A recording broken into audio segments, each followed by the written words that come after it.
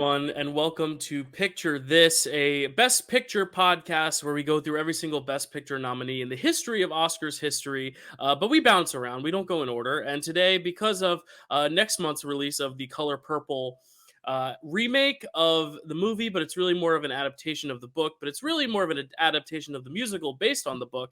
Anyway, because The Color Purple is coming out next month, we figured we'd talk about The Color Purple this month as a little precursor for that, or a prelude to that. Chad, how are you doing today as we head into 1985? Doing great. 1985. Oh, there's one thing I meant to grab, another movie I might grab in a second to put behind me. Yeah, no worries. Yeah, no, this was an interesting year, interesting slate of movies. Obviously, neither of us were alive now You don't say. in 1985, um, but very interesting slate. I don't think this is even close to my favorite slate of films.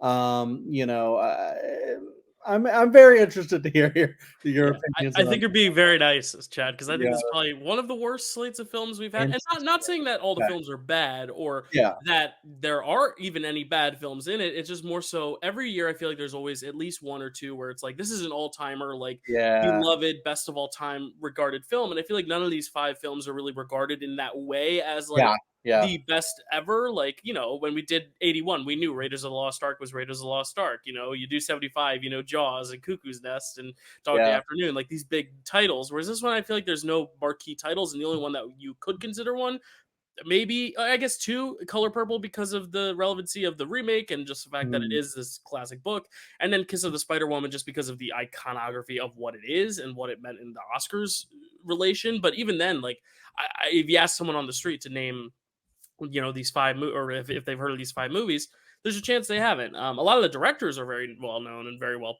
established, but I feel like the films themselves, like a lot of these are like kind of mid-tier outings for their respective directors, lesser than less so than like the best movie that director made, let's say, where I Yeah, think we'll get to some of those in the coming months, like of like the greatest of each director's filmography, and we have hit some of those in the past. But yeah, couldn't agree more. Um, it is, yeah, it's a weird year to talk about, but I mean, you do have like The Color Purple. You do have Out of Africa, which is famous for winning. right. And then I think Color Purple has its own kind of legacy, but before the musical came out, I don't think really many people were talking about it that Right. much, Yeah.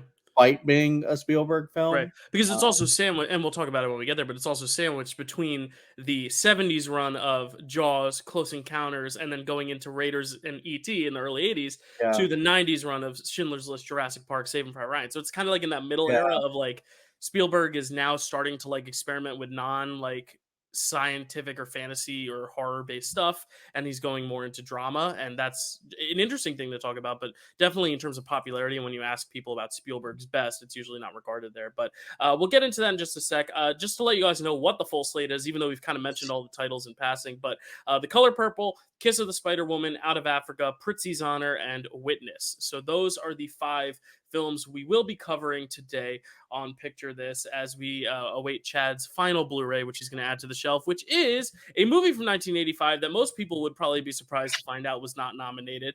So yeah. I'm going to ask Chad to give us the history of '85, and then we'll get into some of those movies that were snubbed. But tell us a little bit about the scenery here of what was going on, setting the scene for '85, a year that, as we would like to reiterate, we were not alive for. Yep, I was about -5 here. So here's the history. Great age. 1985 was designated the year of international youth. Hmm. The Internet's domain name system, or DNS, was created. That's very important. You need that. Ronald Reagan is sworn in for a second term. The song "We Are the World" is recorded for the charity for Africa. The inaugural WrestleMania was held in Mm. Madison Square Garden. Oh, I'm not a huge fan, but I know a lot of people who are, so that's pretty great. South Africa ends its ban on interracial marriages. That's a good thing. that's huge. Yeah. Coca-Cola releases new Coke, and the response is negative. Wait, really? Is that a thing? Yeah, yeah. No, That sounds like a made up headline. That's a real they thing. Wow. changed their formula and then announced it as new Coke. It was not popular. I mean, aren't you drinking a Coke right now? Diet Coke, but Diet yes, Coke, right. yeah. Yeah, new Diet Coke, and it tastes shittier, I guess. Wow, unbelievable. I gotta get my Um, hands on some of that. It's probably old now. It probably doesn't taste good, but I hope someone out there has a recipe for it, just so someone could try it. I don't know. Hmm. They keep that shit secret. Uh, the FBI brings charges against the heads of the 5 mafia families in New York City. It's pretty relevant to one of the Yeah. movies. Oh yeah. Studio Ghibli is formed, or Ghibli, Oh, whatever you nice. say it. The iconic U.S. Route 66 is decommissioned. That was a route that ran from Chicago to California. Live Aid is held to raise money for famine in Ethiopia. The original Super Mario Bros. Is released for the NES, and we Wow. just got a big movie this year that made $1 billion, Yeah. $4 billion. So that's really cool from then to now.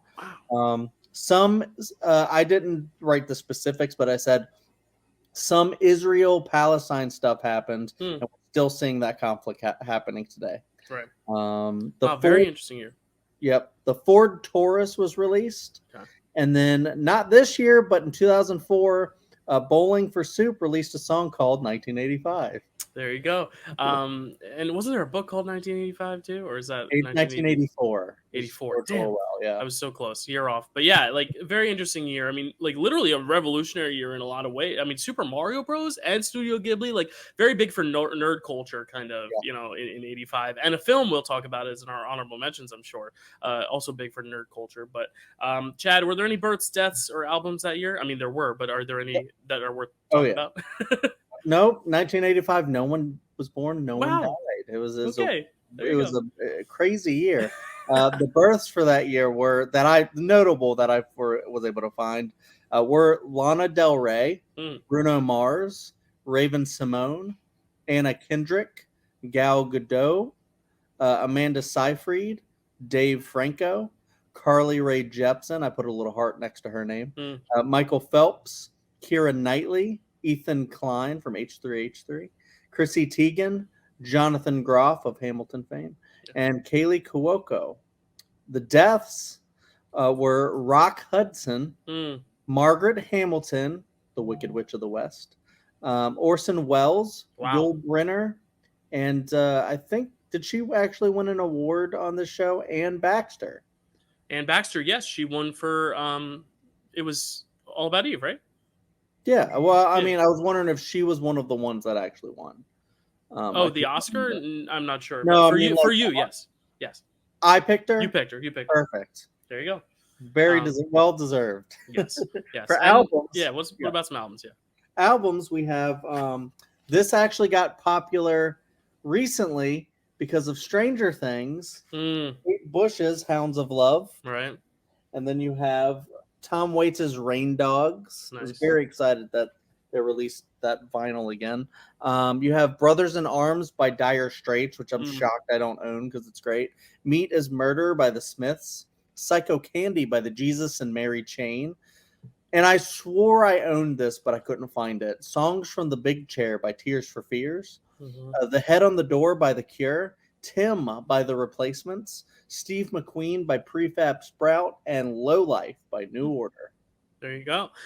Great music as always. I mean, the '80s is really a great spot for music, and we got some great movie songs this slate to talk about as well. But let's talk about some of the movies that didn't make the cut on nomination morning. Some big ones, but I think the biggest one, obviously, being I'll just jump to it. Back to the Future, probably one of the most revolutionary films of the '80s of all time, and it's not nominated for Best Picture. It's nominated some other places. It wins some other places, but not Best Picture. So that was like the big one that I wanted to highlight. But I'm sure Chad has a full list of some 1985 films to talk about. Yeah, yep. I have a good list. It's not as long as the last one because I wasn't a kid in 1985. Right. But here's some notable ones, and then when I get to my Best Picture worthy, I might have been generous with some of them. But hey, it is what it is. Better Off Dead, great John Cusack comedy. The Black Cauldron, Brewster's Millions, Cat's Eye, A Chorus Line, Cocoon, Come and See, Crime Wave, Daryl, Daryl, Fletch, Friday the 13th, Part 5, A New Beginning, Fright Night, Ghoulies, King Solomon's Mines. I guess this was a remake in the Yep. 80s from, we covered that on a previous episode. Lady Hawk, Mad Max Beyond Thunderdome, National Lampoon's European Vacation, A Nightmare on Elm Street 2, Freddy's Revenge, which was covered on Framewreck. Great film. Great film. Yeah. Once Bitten, Jim Carrey's first film role. Hmm. Rambo First Blood Part 2, Reanimator, Real Genius, childhood favorite of mine, Return to Oz, Hmm. Rocky 4, Santa Claus the Movie, Showa, Silver Bullet, Spies Like Us, St. Elmo's Fire, Teen Wolf, and then I threw this one on for Stacy because I know she loves it. Transylvania 6-5000, Okay. A View to a Kill, and Weird Science. Best picture worthy, I have Back to the Future. I have Brazil, The Breakfast Club, Day of the Dead from George Romero, The Goonies, Pee-wee's Big Adventure, and Police Story, Jackie Chan classic. There you go. A lot of great films there. I think you covered all the ones on my list. The only ones I didn't hear, After Hours, Scorsese's After Hours. Oh shit, I didn't see that 1985. one. Great movie. Also, Clue is another popular one. I've never seen it, but it's a very popular one. Clue was amazing. Blood Simple, the first Coen Brothers film, I believe. Oh, I Right? didn't see that either. And That is a great movie. it's okay. We pick up each other's. We Yeah. pick up what each other puts down. You know what I mean? You rattled off like 40 films. It's okay to miss a few of them. And then the last one, which I haven't seen, but was a Best Director nominee that year, was Ran, the Kurosawa film based on King Lear. That's the only one you mentioned I haven't seen, but the rest are great, and I'm sure that one's great too. I need to see more Kurosawa films. Yeah, me too. Which, speaking of, if we look at what was the next one in, we do this chart now on the show where we look at what was the next one in line. If there were 10 nominees or if there was a sixth, there were really only 3 films I could have really seen getting in based on precursors. The biggest one being The Purple Rose of Cairo because it won the BAFTA for Best Picture. It was the BAFTA winner, so people thought it was definitely going to get a nomination for an Oscar. It also got the screenplay at BAFTA, the Globe screenplay win, and it was nominated for Best Picture at the Globe. So that was a big shock that didn't make it in. But it was Woody Allen, so I'm not that upset that it didn't. And then Back to the Future, obviously a Best Picture nominee at BAFTA and Globes, and it still didn't get into the Oscar because genre bias. Just kidding. Even though that might be it. And then the Globe screenplay nomination, and then of course we just talked about it. Ron got a directing nomination at the Oscars, but that was it. It only got a directing nomination. It didn't get Best Picture. And oddly enough, the person who missed director instead in Kurosawa's place, Kurosawa got in, and Spielberg did not get a nomination. So very interesting how it was the 4 directors of the Best Picture nominees and Kurosawa instead of Spielberg. But looking at these 5 films and what was the favorite going into the night, Out of Africa and Prizzi's Honor had won the Globe, and Witness was the only one nominated for the BAFTA. So it was a little confusing to try to tell what was going to win on the night. But yeah, it was kind of anyone's game, but I guess Out of Africa and Prizzi's Honor were the favorites because they had won the Globes. But as I said earlier, Purple Rose of Cairo won the BAFTA, so there really was no cemented frontrunner, but people assume because Out of Africa and Color Purple both had 11 nominations, they were the 2 frontrunners going into the night. But famously, Color Purple holds the record for the most nominees without a win at the Oscars. It is tied with The Turning Point, which we talked about in 1977. 11 nominations, didn't get a single win. And if Steven Spielberg had been nominated and lost, it would have been 12 nominations without a win. The only other film to lose 11 Oscars is Power of the Dog, but it was nominated for 12 and it won for Best Director. So it did win something, but Power of the Dog, Turning Point, and Color Purple all lost 11 Oscars, which is hard to do, but also impressive that you get nominated for so much, but sucks when you don't win any. So the Color Purple has that interesting distinction. Some other Oscars history and Oscars facts and Oscars trivia. John Huston became the oldest Best Director nominee ever at 79. His daughter, Angelica, won Best Supporting Actress for Prizzi's Honor. We'll talk about her later. And she became the first ever third-generation Oscar winner in history because John Huston's father, Walter Huston, won Supporting Actor for The Treasure of the Sierra Madre. So you had grandfather, father, and daughter winning Oscars. So it was the first ever 3-generation Oscar-winning family, which is pretty awesome. I mean, I know nepotism's a big point of contrast and conflict nowadays, but that's an example of nepotism actually feeling earned based on the gold that they have to show for it. I mean, they prove that they can act, or they can at least win Oscars. At least they're in the Academy's eyes, they're worth it. So that's really all I have there. There's not a lot of history other than the fact that it was hosted by Alan Alda, Jane Fonda, and Robin Williams, three people we love here. So that was very exciting. And they had Stanley Donen, director of Singing in the Rain, produce the ceremony in hopes to get some rejuvenation into the ceremony. Maybe because a lot of the films are kind of maybe some slogs, maybe a little deeper in subject matter, so they wanted the ceremony to be a little bit more lively. But I don't know if they did very well in ratings. We'll see. I don't know how to read 85 ratings, so I can't tell if it was a success or not. But I think we should talk about the success stories being these 5 nominees. They made it to Oscar morning as the 5 nominees by the Academy. And the first one we're going to start with is the reason we picked this show this year for this show for this month, and that is The Color Purple. So, Chad, take it away. Tell us about The Color Purple.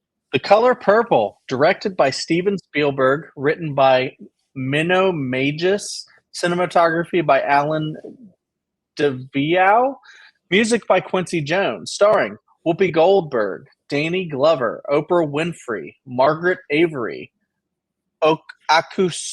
Akosua Busia, Adolf Caesar, Willard Pugh, Desrita Jackson, and Larry Fishburne, or Lawrence Fishburne. Sometimes he goes synopsis. A story about Celie Harris and the dangers African American women faced in the 20th century, based on The Color Purple by Alice Walker.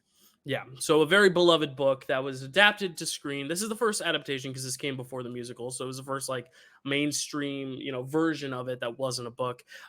Really at the time filled with some big stars as we know it now. But I mean, this was Oprah Winfrey's film debut.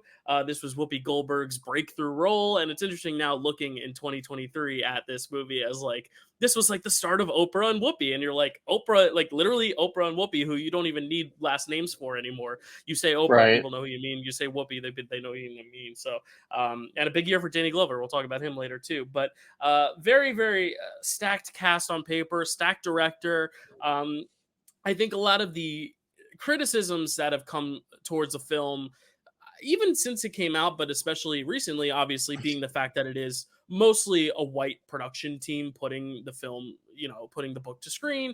It's a white writer, it's a white male writer, it's a white director, a white male director. So obviously there's that conversation to be had. And, I always like to add a little disclaimer because obviously is it the right person to direct this movie? Now, by 2023 standards, probably not. But me being such a Spielberg fan, I think if you're going to have a white director direct something with sentimentality and care, I mean, Spielberg can really go no wrong, can do no wrong in terms of just visual and like vision and all that stuff. But there is an interesting conversation to be had about like, is this the right person to tell the story?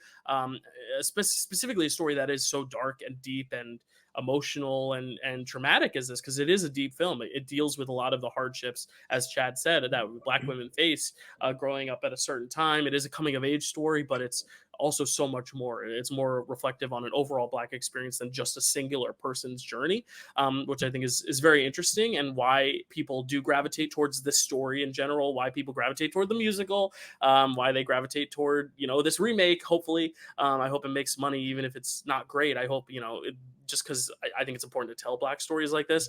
But I got to ask Chad, you had seen this before, right? Because all these were first watches for me, but I know you had seen this one before, right? Yeah, I saw this one like a while back, probably for like school or something like this. So this was a while ago, and I remembered very little about the actual story and what happened in it. I just wanted to touch on what you were talking about before, because it's a very interesting conversation about who should make what kind of movie and stuff like that, based on your race or maybe your sexual identity or orientation or what have you. But with this, we're still talking about this today with Scorsese's Killers of the Flower Moon. But I would say for this one, it's even maybe more relevant of not that that's not relevant. That's definitely a good criticism if that's something you want to launch against Scorsese's new movie. But looking at The Color Purple,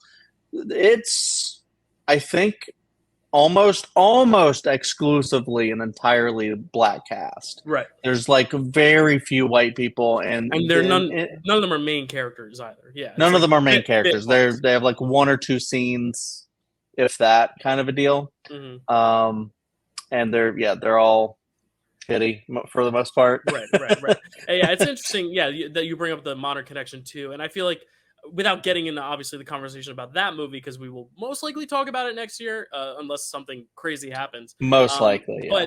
but the idea that that film actually addresses it in its final scene, whereas here it's obviously not addressed. But I also think this film ends on a happier note than that one does. Like this one kind of has a hopeful ending, which is Yeah. why I think if you're gonna, like I said, go for a director at the time, because also this is '85, so like the idea that not that someone should or shouldn't make a movie, but are they the best person to make the movie is kind of the question. Because no one Yeah. should be, not allowed to make whatever they want to make. It's the director. You want to make what you want to make. It's more so like, is this the best person to do it? But I do think because it ends in such a sentimental place and it has that kind of sweeping, like, cry, tear inducing, like emotional finale that we see mirrored in like E.T. and what's the other one, Empire of the Sun, like all those types of movies. Like I feel like he is, if you're gonna get someone to do it that maybe isn't the best fit in terms of profile, I think he is the right person to do it in terms of like the emotional stuff at the end, at least the sentimentality, I should say. I definitely agree with you there, but I mean, honestly, I think it's definitely a good conversation to have, but Yeah. I don't, just like how I don't want to see like black filmmakers get shut out, or female filmmakers get shut out Right. completely, and it's just white men making everything. I don't want to see that, but I also don't want to see this thing to where it's like, if there's going to be a black story, it has to be done by these specific people or this story. Or I don't want to see a world where like a black filmmaker can't make a story about a white protagonist or Right. something like that. Like, Mhm. because, well, that's for a white filmmaker to do. Like, that just seems so weirdly segregated to make Yeah. filmmaking that way. Mhm. But it is definitely a worthwhile conversation to have, to say, well, could this have been better or deeper if it had been made by a black Right. filmmaker? Because like we can see a lot of different, and we've talked about this, we can see a lot of different movies about slavery by white filmmakers, and then you can watch Steve McQueen's 12 Years a Slave and see just how different it is, Right. and Yeah, then and you it's can all about compare them. yeah, it's all about perspective in that way too, because you're watching it as a viewer, mindful of the fact that it is a white point of view on a black story, and that's why I think it's interesting that they remade it, or they're remaking it, and that they have made a musical. Like I think because it's a story that can be approached from multiple different angles, because it also is classic literature, and I think we see with Shakespeare all the time too. It's like there's so many people who tell so many different Shakespeare stories. We just talked about one with Kurosawa, Ron. I mean, that's an Asian point of view on a British, Shakespearean story. So I think it's really interesting, a conversation to have. But yeah, it shouldn't be the only conversation to have, because I think the movie has a lot else going for it. And kind of like what I alluded to earlier, with having Spielberg, you also get the great DP and editing, and you just get a lot of great talent, I think, along with that, to where regardless of whether or not he is the best person to tell this story, which I still don't Yeah. agree that he is, I still think because you have him working alongside Alan Davio again. I mean, you love him. I love him. E.T. I mean, obviously, this is the DP for Mm-hmm. E.T. And you can see it. I mean, the shots in this thing are so gorgeous to where it really doesn't even need to be. I mean, it is a kind of smaller film by nature, but it feels more epic and extravagant and beautiful because of the way it's shot, because of the way it's scored. There's a lot of people who did the music for this, Quincy Jones primarily, but it was pulling from a lot of different, like, black kind of motifs and Mm-hmm. musical influences, which is also very interesting. The incorporation of jazz from Shug Avery's character as well. Like I really love the incorporation of just all the technical elements in this film, because the story is, because it's a book, it kind of has this kind of, I don't want to say meandering nature, but it's not a very concise beginning, middle, end. It's just kind of a character's Mm-hmm. journey. And because of that, it feels like a book, in the fact that there are a lot of chapters and a lot of characters that'll come and go, and maybe not in the most seamless way, but because everything's firing at 100 in terms of filmmaking and technique, I'm definitely more drawn into this story than I might have been otherwise, which is why I also like the musical, because it's like the music element adds a lot to it too. Like I think the story, Mm-hmm. to adapt it into something worthwhile, you need to add that extra oomph to it, because the writing on its own you need to justify it being adapted from a book, and I think this does it pretty nicely for the most part. Yeah, I mean, and just to touch back on what we've been talking about, it was the book was written by a black writer, Right. and then Sure. like you mentioned, Quincy Jones did the music, so Mhm. it's not the best. Like maybe there could have been a little bit more black voices to have been behind the the crew, but at least we do get a mostly like black cast, and Right. it feels to me kind of authentic at Mhm. least. Yep. So I would be interested to hear maybe like a black critic's Right. perspective of it or something Right. like that. That would be interested. Obviously we're two white males, Right, so exactly. Yeah, yeah, and also keep in mind this is also the '80s, so it's like the black talent. There is black talent, obviously, to direct, to produce, to write, but are Mhm. they as connected to Hollywood at the time? Because as we'll talk about with the next film, independent cinema is not a thing really in this time period. It's mostly these big Hollywood productions, and is Hollywood going to invest their time and money at the time in black filmmakers when they haven't really made their stance and made their step? I mean, Spike Lee was huge in doing so, and he hasn't really burst onto the Mhm. scene yet. So I think there's also that kind of conversation to have and question to have too of like, obviously there was talent to do it, but at the time, were they looking for that talent to make those movies? And I think that's where it Yeah. has an asterisk, because if this was made in '95, maybe we would get like Spike Lee making this or something, That's a great point, and we will be able to compare this with an adaptation of this that is by a black filmmaker, Hmm. with music and stuff like that. I'm Right. very interested to see if we're going to be talking about this remake Right. or whatever in Yeah. March. And even if we're not So talking about it it's in March, I possible, mean, we can still talk about it elsewhere, of and we'll course. bring it up on the March episode, regardless of if it's nominated or not. We'll do a little like five Yeah, minute aside for the Color Purple. But what are your other thoughts on this one, Chad? Having yeah. rewatched it now a, a few years past your first viewing. This one's definitely really interesting. Knowing that it's a Spielberg film, of course, you're going to have some expectations going into it. Like, oh, Steven Spielberg, you say? Okay, it's a historical epic from the man, the myth, the legend, The goat. kind of the goat, sure. But going into it, like I think I expected a lot more from it, and I think I got a lot of what you were saying is how I felt as well, where it's like it did feel a little bit meandering.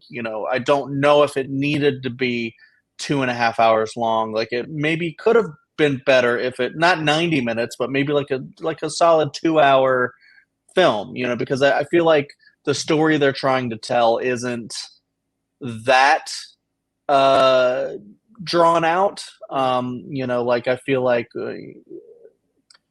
I don't want to compare it to a new movie, so that we might talk about later. But just talking about the movie itself, I do feel like it could have been a lot tighter.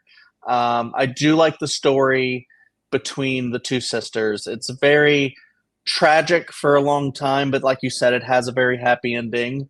And yeah, I do think the film is effective in making you feel for this character as she's growing up in this very like miserable thing. She misses her children, she misses her sister, and everything's been taken and torn away from Mhm. her, and she's treated like trash like for most of the movie. And it's just like, well, that's how people really are. But then you get to see, or not people, that's how people used to be treated a lot of the times. They And still are at times. Yeah, I mean, thank God not it's as not as excessive. Yeah. prevalent Right. and excessively. But you know I do like the fact that you still get to see a lot of like really cool like sequences of like music and hope and happiness within all of the misery, which kind of like adds a little bit of a balance, like you talked about the music. And that's why I'm wondering if the musical, because you've seen the musical, I haven't I've seen it seen live. Yeah. the live, I haven't seen even the stage production. So I'm very interested to see the movie and to see if adding more music and more things like that, especially with Halle Bailey behind in front of the screen camera, Yeah. will add more to it as well. But that being said, I still felt like I got a lot from like Whoopi Goldberg, from Oprah. Got a lot of different perspectives where you have someone who's so just beaten down and submissive and just doesn't know how to, and it's like, thank God for her sister who taught her to read, how she would have been like totally helpless except Right. for, learning how to cook. And then you get to see how this guy who she's basically stole her and married Yeah. her and treated her like trash because that's the only sense of, you know, uh fulfillment he can have is to Mhm. lord over someone, because you see he doesn't have like any skills. He doesn't really have any. Oh, He he's can't not do charming anything whatsoever. by Yeah. himself. He's not charming. He can't cook. He can't take care of anything or anyone really. Like, He can't even doesn't shave he his try? face. Can't shave his face. Doesn't he try to like make like a full meal for this woman he's trying to court, and then it ends up Whoopi Goldberg has to actually make the food for her or something like that. Yeah, something It's like a whole along those thing where, and then you see as soon as she leaves, his whole world starts to crash down and everything's just decaying, and then she's just lines. like, his dad's like, you need to get a woman in here to help clean everything up, and he's like, it's done. Like, where everything's ruined. My Yeah. life's already been ruined and stuff. Yeah, no, it's Um, it's a very interesting story, and I think the most intriguing aspect to me is the coming of age aspect because, mhm. they make it very well established early on that she's just a kid when she's thrown into all this. Whoopi Goldberg's character, she's a Yeah. kid who's had children with her father and they're incest children, and it's gross, and it's but she still loves them because they're her children, and she now has to care. But she's also Yeah. young and she doesn't know how to care, and she also feels ugly because that's all she's been told. So it's really interesting having these other women figures in her life, like Oprah's character, to kind of be that sense of strength to show her what it's like to Yeah. be, to have tenacity and to kind of stand your ground. But then you also Hmm. have Shug's character who helps her embrace her sexuality and her beauty. And this isn't necessarily a lesbian story as much as it is more of just like kind of a queer experimentation type thing, because I don't think they're necessarily drawn to each other that way. I don't think it's ever really in a sexual way, but it's more so just like Shug opening her eyes to the fact that you are beautiful. Like, beauty is in Yeah. everyone, and you should feel beautiful about yourself, but you haven't been able to feel beautiful because all the men around you don't see you that way. But it's not that they don't see you that way, it's that they won't allow you to know that you are what you are. Like, it's one of those things where they won't like Yeah. admit the satisfaction of like beauty. And I think that Shug's character is so integral in that fact of making uh Celie feel beautiful and feel seen and feel sexy and feel open and being able to connect to people beyond just being this slave essentially for a man. And I think that's a really interesting thing that this movie has, is those great role model characters to really guide her along. And the fact that one of them is Oprah Winfrey, it's like it adds that extra gravitas too, because Oprah Winfrey is just such an influential woman as her on her own, to now be playing Yeah. these. This is such a film full of some strong black characters that I agree. Like, even if the film does not necessarily have the most exciting story at times, a film like this doesn't necessarily have to, but like I think the performances and the characters really add a lot to it, and it's like you just like living with these characters and seeing these characters kind of rely on one another and lift each other up, and that's what ultimately makes it at the end for me very hopeful and sentimental. I mean, the reunion with Hmm. the sister is so beautiful when she actually gets Oh to see yeah. her kids again. I mean, it's that Spielberg make you cry moment that he's so good at, and Yeah. it's because he understands what the payoff should be for a story like this, where you spent so much time, to where even if you feel like it should have been a shorter movie and like at the end you're like, all right, come on, let's wrap this up, he gives you that payoff. It's not an He empty does. payoff, and Yes. I Yep. think that's what makes it worth it, compared to so many of the other films in the slate alone, where it's like, what is it building to? And it builds to something that isn't as exciting. This one builds to something that I Hmm. think is actually sentimentally worthwhile and fulfilling. And I can't wait to see that on the big screen with the music element of it too in the Hmm. remake. You mentioned Halle Bailey, and don't get your hopes up too much because she is the other sister. She's the one who she's separated from. So Halle Nettie. Bailey, Yeah. yeah. So she's only in the beginning and the end, but maybe they'll add some like cool like middle like flashback type sequences, because I know she also has an original song she sang. I don't know if it's for the credits or for the movie, but yeah, I'm really excited to see that cast too. Like, Fantasia is someone I watch on American Idol. She's going to be playing Celie, which is great. And then Danielle Brooks from Orange is the New Black is playing Oprah's role. And you have Taraji P. Henson playing Shug, Hmm. who again is like that kind of charisma, very Hmm. confident in herself woman. Um, Yeah, it's just going to be a really interesting interpretation. But I do really like the story. But I agree with you. Like, I don't think it's as established or as successful as his other works. But there is also something to say, like kind of like what I was saying earlier, that he's come off such a significant stretch of Jaws, Close Encounters, Raiders, ET, to where anything that followed those four movies is probably going to be somewhat disappointing just by nature. It's like really hard to keep one upping yourself, and because both of us, I think, our favorite Spielberg movie is the same. I think it's ET. I don't know if it's changed, but Probably, yeah. Yeah. because Oh, that's yeah. the one that happens like literally a year or two or three, I guess, before this. Like that's also just such a hard act to follow. And a guy Mhm. like Spielberg can do it, but I think just in the context of his other filmography, this is lesser. But even one of Spielberg's lesser works is still another director's, could be another director's greatest, which I think is a testament to just him as a filmmaker for sure. Yeah, definitely, and I definitely agree with you about, like, the payoff at the end. I you know, it would've been probably a bad movie if it didn't have that. Yeah. Because you definitely need that part because there is a lot of, like, misery in it. I do like how, Whoopi Goldberg's character, Celie, I do like how she grows. Hmm. Did you like, not like, kind of like and hate the whole thing where it's like it feels like Oprah Winfrey's character is so strong, and then Celie's character is so not strong, and then they kind of like go the opposite ways, where like she gets stronger, and then the other character gets beaten down, and she never really gets that Yeah. thing at the end where Celie gets reunited with her children and her sister, and then the other Oprah Winfrey's character, Sophia. Yeah. Sophia, she she almost gets to hang out with her kids, and then gets torn away from them by this Yeah. crazy ass white lady, Yeah, no, it's definitely yeah. which is Love a is very not sad the right moment. word, but it's definitely an intriguing, interesting narrative choice, and it is sad to see. It's a bittersweet moment in a bittersweet movie. But I do still think, despite getting beaten down like that, I think Sophia just by nature is still strong, and like yes, she gets beaten down to her lowest, but I think her being able to still stand strong at the end of it is kind of what does propel Celie. But I do agree. It is tough to watch to see that kind of role reversal, but I think that role reversal is important in showing Celie's growth. I wish it Hmm. didn't come at the expense of Sophia's, but I could see that. Yeah, it's definitely an interesting change. Yeah, because these characters.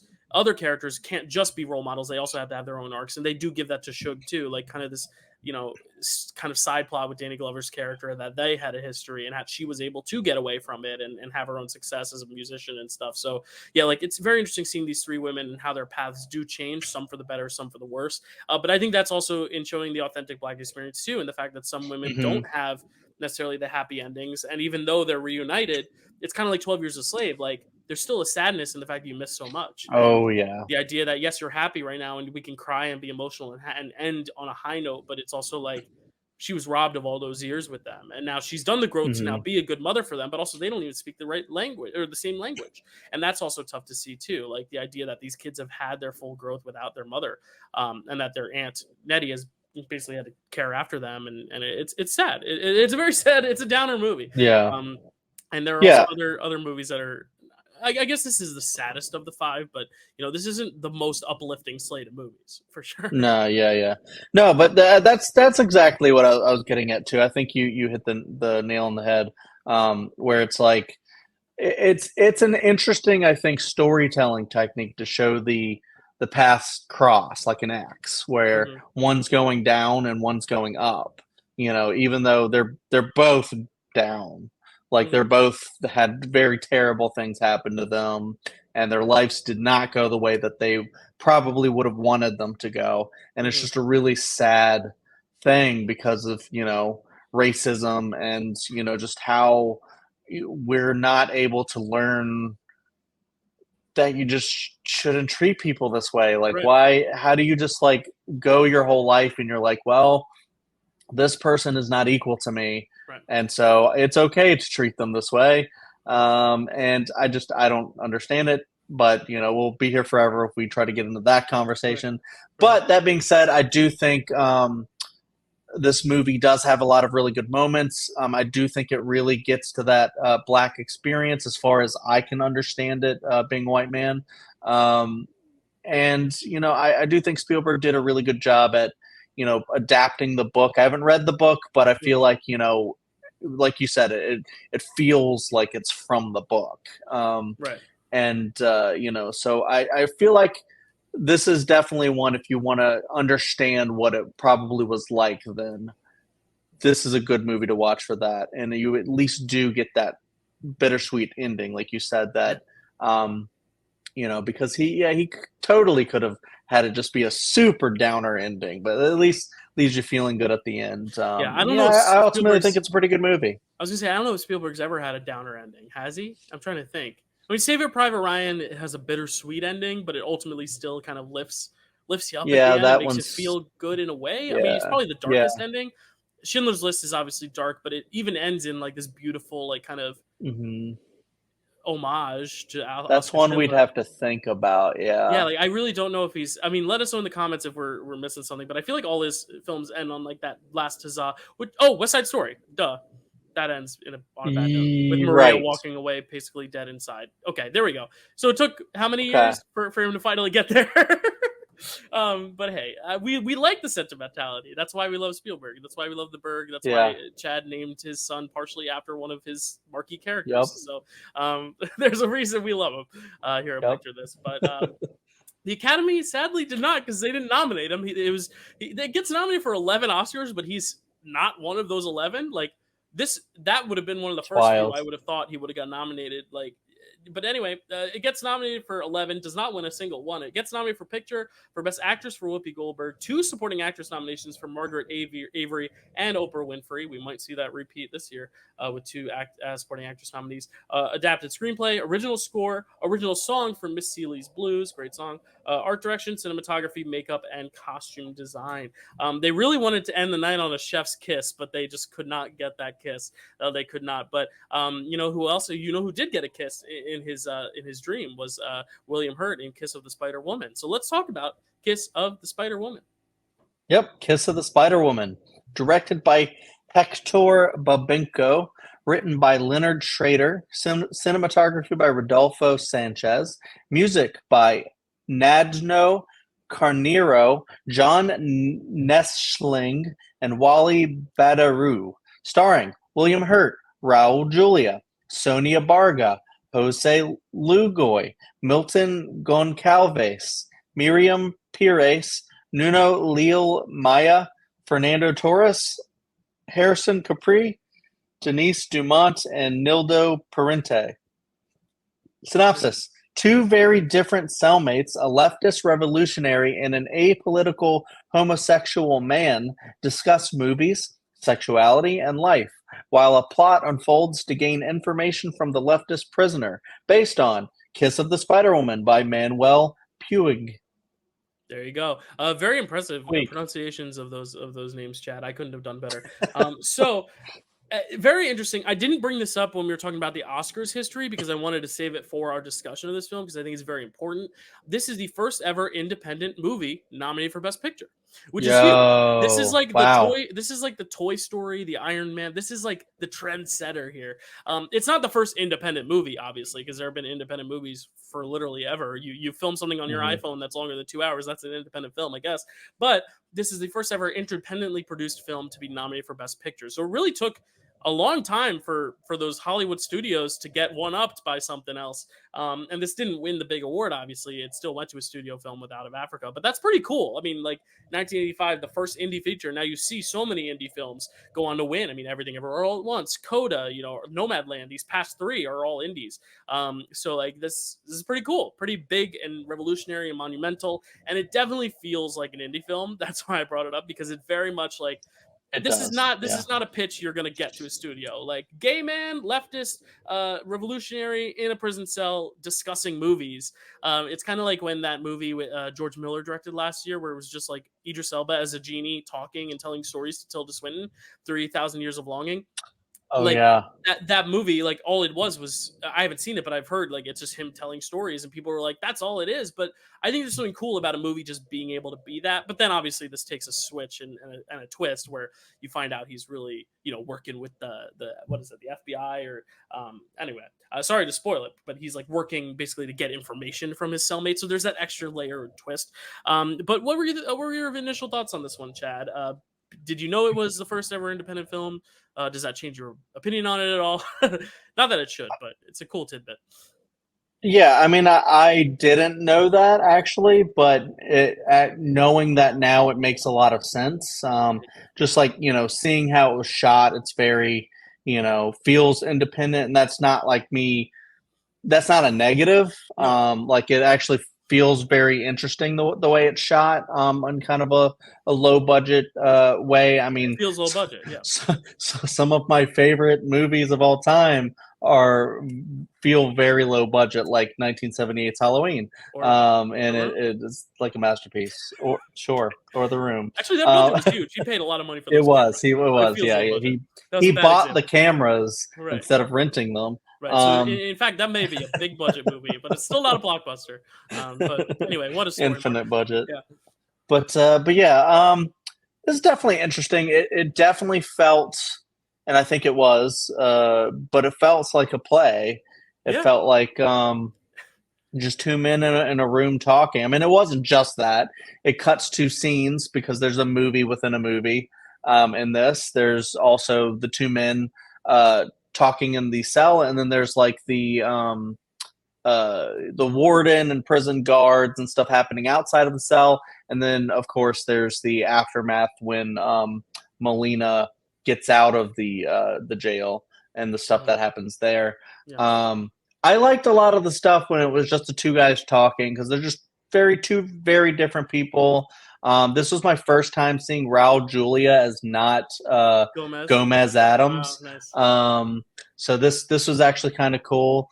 I didn't love a lot of the language that was used. It felt like it was like overusing certain slurs Mm, for like homosexual people, like just a lot. But mhm. then I'm like sitting there thinking, I'm like, I mean, it's the '80s, and I feel like you have stuff like that in Bill and Ted's, movies or Right. whatever. So And it's a lot just of it like is coming from William Hurt himself, so it's kind of like almost like true, and I'm not saying slurs should be accepted at all, but it's also like, yeah, you know, a, a white person using a slur versus a black person using a slur is two very, very different things. of course. It's almost like an ownership type thing, which I get. Yeah, I mean, it feels like it's also kind of trying to be a little bit of provocative, and a lot of the conversation in the cells is about sexuality just in general, but also homosexuality, and what that means, and why.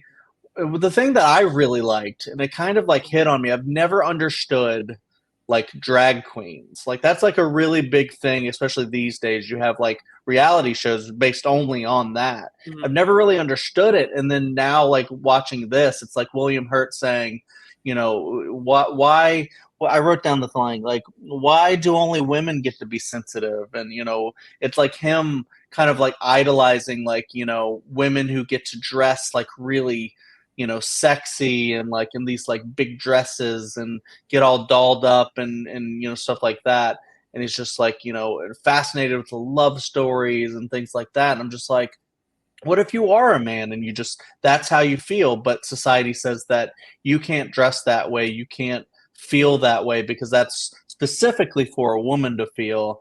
And so yeah, it kind of actually made me understand other perspectives and stuff too about wanting to dress a certain way or look a Mhm. certain way if you're not. And then of course nowadays a lot of that stuff is way more accepted Yeah. because you have gender is a spectrum Hmm. and stuff like that, way more so than back then. Back then Right. that was unheard of. Which is also why I think this is so revolutionary for the Yeah. time, because it's like it's bringing up subject matter that is very rarely talked about. I think one of the only films that, like, at least mainstream films that talked about it before this was Dog Day Afternoon, and even Oh then it was yeah. Yeah. still a very male presenting character, despite it being a transgender character that Al Pacino was trying to rob the bank to get money for, sex change for.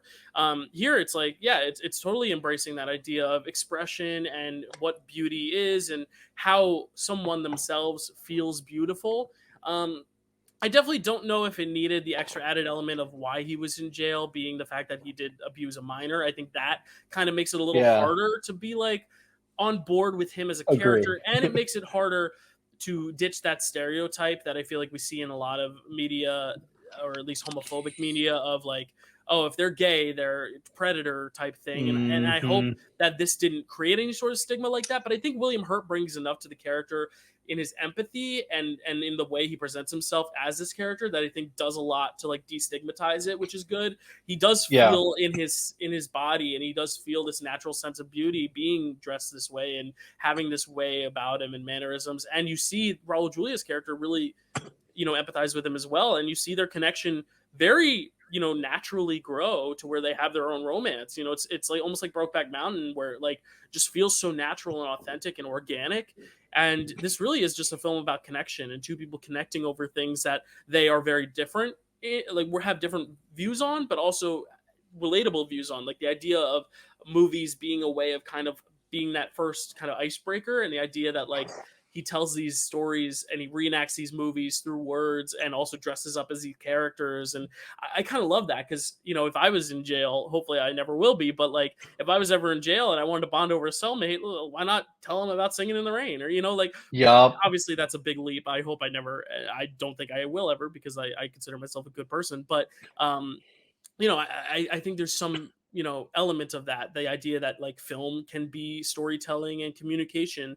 And I kind of love that idea, like that kind of discussion about film, and trying to get to the political stuff too, because it is also a Nazi propaganda film that he is explaining to him. I mean, this is a film that is so different than any other film of the 80s because it is so unique and it deals with so much subject matter that would normally be taboo, and that's why I think I really appreciate it. But I do agree with you in the fact that it did feel like a play, and that's very interesting when you say that, because they actually made a musical of this film, and the Okay, musical yeah. is amazing. The musical is amazing. It's one of my, not my favorites because I haven't seen it a lot, but like I've listened to it, I've seen some clips of it. It's a really great musical, so I think honestly it works really well on the stage too. It might even work better on the stage, because now instead of actually seeing this movie within a movie, it's like this kind of elaborate musical number that he's kind of envisioning in Ooh, his I like head, with that. Spider Woman and all that stuff, which is pretty cool. And I think just naturally having the music kind of makes it go along a little bit faster. Whereas this one, it does drag at times. It is very dialogue based, to where you kind of want it to kind of just pick up a little bit more. And I don't love the idea that the movie within a movie is like a sepia tone, like it almost like kind of looks schlocky. I'm like, no, like make it look cool. But I get it, it's independent. But yeah, I enjoyed this one. I think I enjoy what it stands for and the messaging and the actual like place in history it holds as like this first independent feature to really break through with the Academy, and that's why I appreciate it more than I do just enjoy the film. I probably wouldn't watch this a bunch just because it's not necessarily as exciting as some other films. But Yeah. then again, looking at some of these other films in the slate, this is one of the more exciting ones. So yeah, it's very hit or miss for me, but I do really ultimately respect it a lot, and especially the lead performances. I mean, it is gorgeous to see the two of them, interact with one another and kind of grow this bond. And then ultimately, when you find out that he is working against him essentially, and he knows that the food is being poisoned and that he's essentially there to get information about this kind of revolution, it's sad. But then you also see how he kind of defies that as well, and that he actually does truly love him, and he won't, you know, succumb to that. And then the unfortunate result of that. It feels very 70s at the end, the way everything ends at the end. It feels very Dog Day Afternoon. I keep bringing that comparison, but like where it's just like, this just character just has a bad fate at the end. But that's independent cinema for you, you know. Yeah. Yeah, I mean, I definitely agree with you, where I think I do think, like, next to it at least one other movie in this slate, it makes it look, a little bit better, but it isn't one of the most exciting, but I do think a lot of the conversations that they have, I mean, I like a lot of movies that are mostly just conversation, like, 12 Angry Men, Yeah. stuff like that. It's just people having a conversation. It's the whole movie. And I almost like thought that maybe if that was the whole movie, where everything was just in the cell and everything was just in the cell, or just the style, and then cut to the dream movie stuff. Right. Would have been really cool just to have that stuff, Yeah, not and even not go even to the have. betrayal stuff and the aftermath and all that. Yeah, like you could have built a story with that. I think because I don't like how it leads to Melina dying and all that stuff. Maybe end with them falling in love in the cell, Yeah, and then and you're left to interpret what it means. yeah, stuff like that. There are ways to make this movie better, but I did like it for what it was. I do think that is a really cool track record that it has. Going to like the thing that you mentioned about, where it says his character was basically, I don't know, kind of like a predator or Yeah. something like that of like, a young kid or something like that. I don't know how It young, just but says the quote is just corrupting an underage youth. That's all they yeah, say. so it's one of those things to where it's like it's only mentioned like once or twice, I think. And, for that, like because you said that like William Hurt's character is so interesting, charismatic, and just like the way he describes stuff, it's just like you can really get on his side, despite knowing that. Mhm. It's almost like it's where it's just kind of like an after, like, oh yeah, by the way, he's in here for this one thing. Don't even worry about that. It's like you could have just said like he stole for some random reason or something like that, and they Right. threw him in the clink for that. You don't really need to make it, like that. So I definitely agree that would have definitely been better to not have had that be the reason. But going into like the actual discussion and everything, I agree with you. I think if you're gonna end up in jail with someone, at least have it be someone who is also just as into movies as you are, so you can actually have like really great discussions, and then hopefully maybe get some movies in your jail cell so you can just keep watching movies and talking about them. Doing picture this from inside of a jail cell. Hopefully that will never happen. Hopefully we have But Wi-Fi. um, or just someone like a um, uh, Raul Julia who can actually wants to listen to you. At first, it doesn't seem like he wants to, but then he slowly starts to go, wait a second, are you talking about a Nazi film right now? And it's just, I thought it was really interesting the way that Melina just looked at movies where, because we have like discussions all the time with different people, and people see movies in different ways. And you see Raul Julia's like, wait, that's a Nazi film, and you're talking about Nazis right now. This is weird. This is messed up. What the hell are you doing, dude? That's just like a propaganda thing. And he's like, you think about movies too much. Look at it for the beauty that's in this thing. There's a romance going on here. It doesn't matter who's involved in the romance. Doesn't matter that one of the members is a Nazi guy. It's beautiful because it's a romance, and I like how he looks at the world that way. He said, I just wrote, I said, it's cool that Melina sees movies and the world is beautiful and not ugly, because there is some ugly shit going on in the Right. things he's describing, but he just sees it as like romantic and beautiful and lavish, and I just thought that was really cool. Yeah. Yeah, no, it's a very cool movie, and I do recommend listening at least to the music of the musical I because want to, yeah. it's very interesting. Yeah. So, Kiss of the Spider Woman gets one more Oscar than Color Purple does. It wins an Oscar, which is for Best Actor for the late great William Hurt. We lost him last year. He's a great talent, and this really shows it. It's also nominated for Picture, Director for Hector Babenco, and for Adapted Screenplay. So Valentine did get out of that cell at the end of that movie. He did get out, but how far did he go? Did he get out of Africa? Do we have an update? I don't know if he ever went to Africa, but out of Africa But if the was jail direct was in Africa, did he get out? was it was directed by Sidney Pollack, written by Kurt Luitke, cinematography by David Watkin, and music by the great John Barry. Starring Robert Redford, Meryl Streep, Klaus Maria Brandauer, Michael Kitchen, Shane Rimmer, Michael Gow, Susanna Hamilton, Iman, and Job Seda. Synopsis. A woman runs a farm in Africa, interacts with the natives, and falls in love. Based on Out of Africa by Isaac Dennison. Isaac Dennison, The Life of a Storyteller by Judith Thurman. And Silence Will Speak by Errol Trubinsky. Trying to Oh, what balance are a you lion doing? on my shoulder, Okay. but it's not working. You forgot the part where Meryl Streep fights a lion. I was waiting for that in the second. Oh, right. Well, first she has to battle her way through a bush and fight a bush, and then when she gets through the bush, then she fights the lion. It doesn't get any scratches from the lion, but gets scratches from the bush. This is a first time watch for me. Was this a first time watch for you, Jeff? Yep. Okay, and is this a Yep. last time watch for you? Because it's a last time watch for me. Yeah, it is. Especially because I had to pay $4 to watch it. Ooh, I definitely made sure to because I watched it nearly once all the way through because sometimes I watch movies in shifts. Yeah, I have a baby. It happens. And then I made sure to go back through uh like halfway, just like making sure I got like a lot of the plot points and stuff like yeah. that. But There's a lot. There's a lot of plot points for sure. yeah, I was wondering how you would feel about this movie, and I think I thought exactly how you would feel about this movie. But yeah, and I'm not trying to be mean, but it's like sometimes on the show we get to a year where we're like, oh, this is the best picture and we've never seen it, like let's watch it. Yeah. Like, oh, Chariots of Fire, this is gonna be great, and then you watch it and Right. you're just like, really, like that's it. And I feel like that's kind of what I thought of this one. Like I was like, what was the reason why this is the best picture? Like what?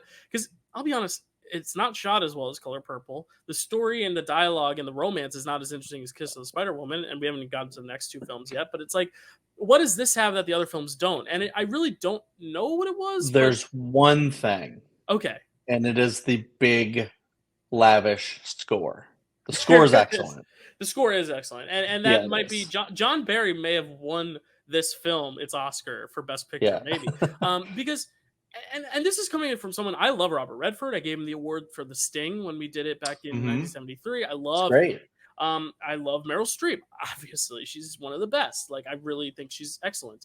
This may not be one of my favorite performances of hers. There was just something I just wasn't connecting to. Maybe it's the fact that it is obviously branded as a romance. You see the poster, you know it's probably about a romance of these two people. You have these two very attractive people at the time in a movie together. They're probably going to be in a romance, but you don't really get to that romance for a while because she's with some other guy, Mm-hmm. and you have to really kind of set him up as a side character to then become the main character, which I thought took too long. And then when they're in the romance, they don't really.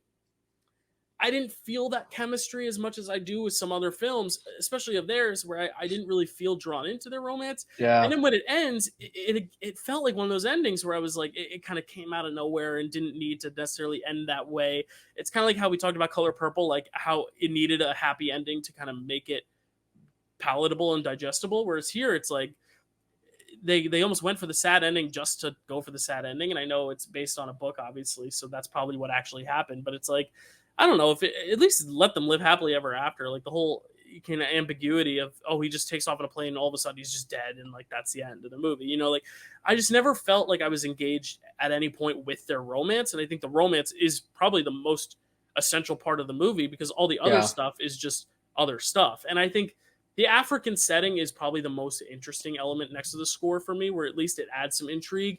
You know, when they are walking those big cows through Africa and they get hunted by lions. But even then we get animal violence, which I don't like either. You know, like that, Nope. and I know you Yeah. don't. So it's like I Nope. don't really even know what I can pull from this aside from, of course, what you mentioned, the score, where I'm really like, wow, that was great. You know, like I really can't.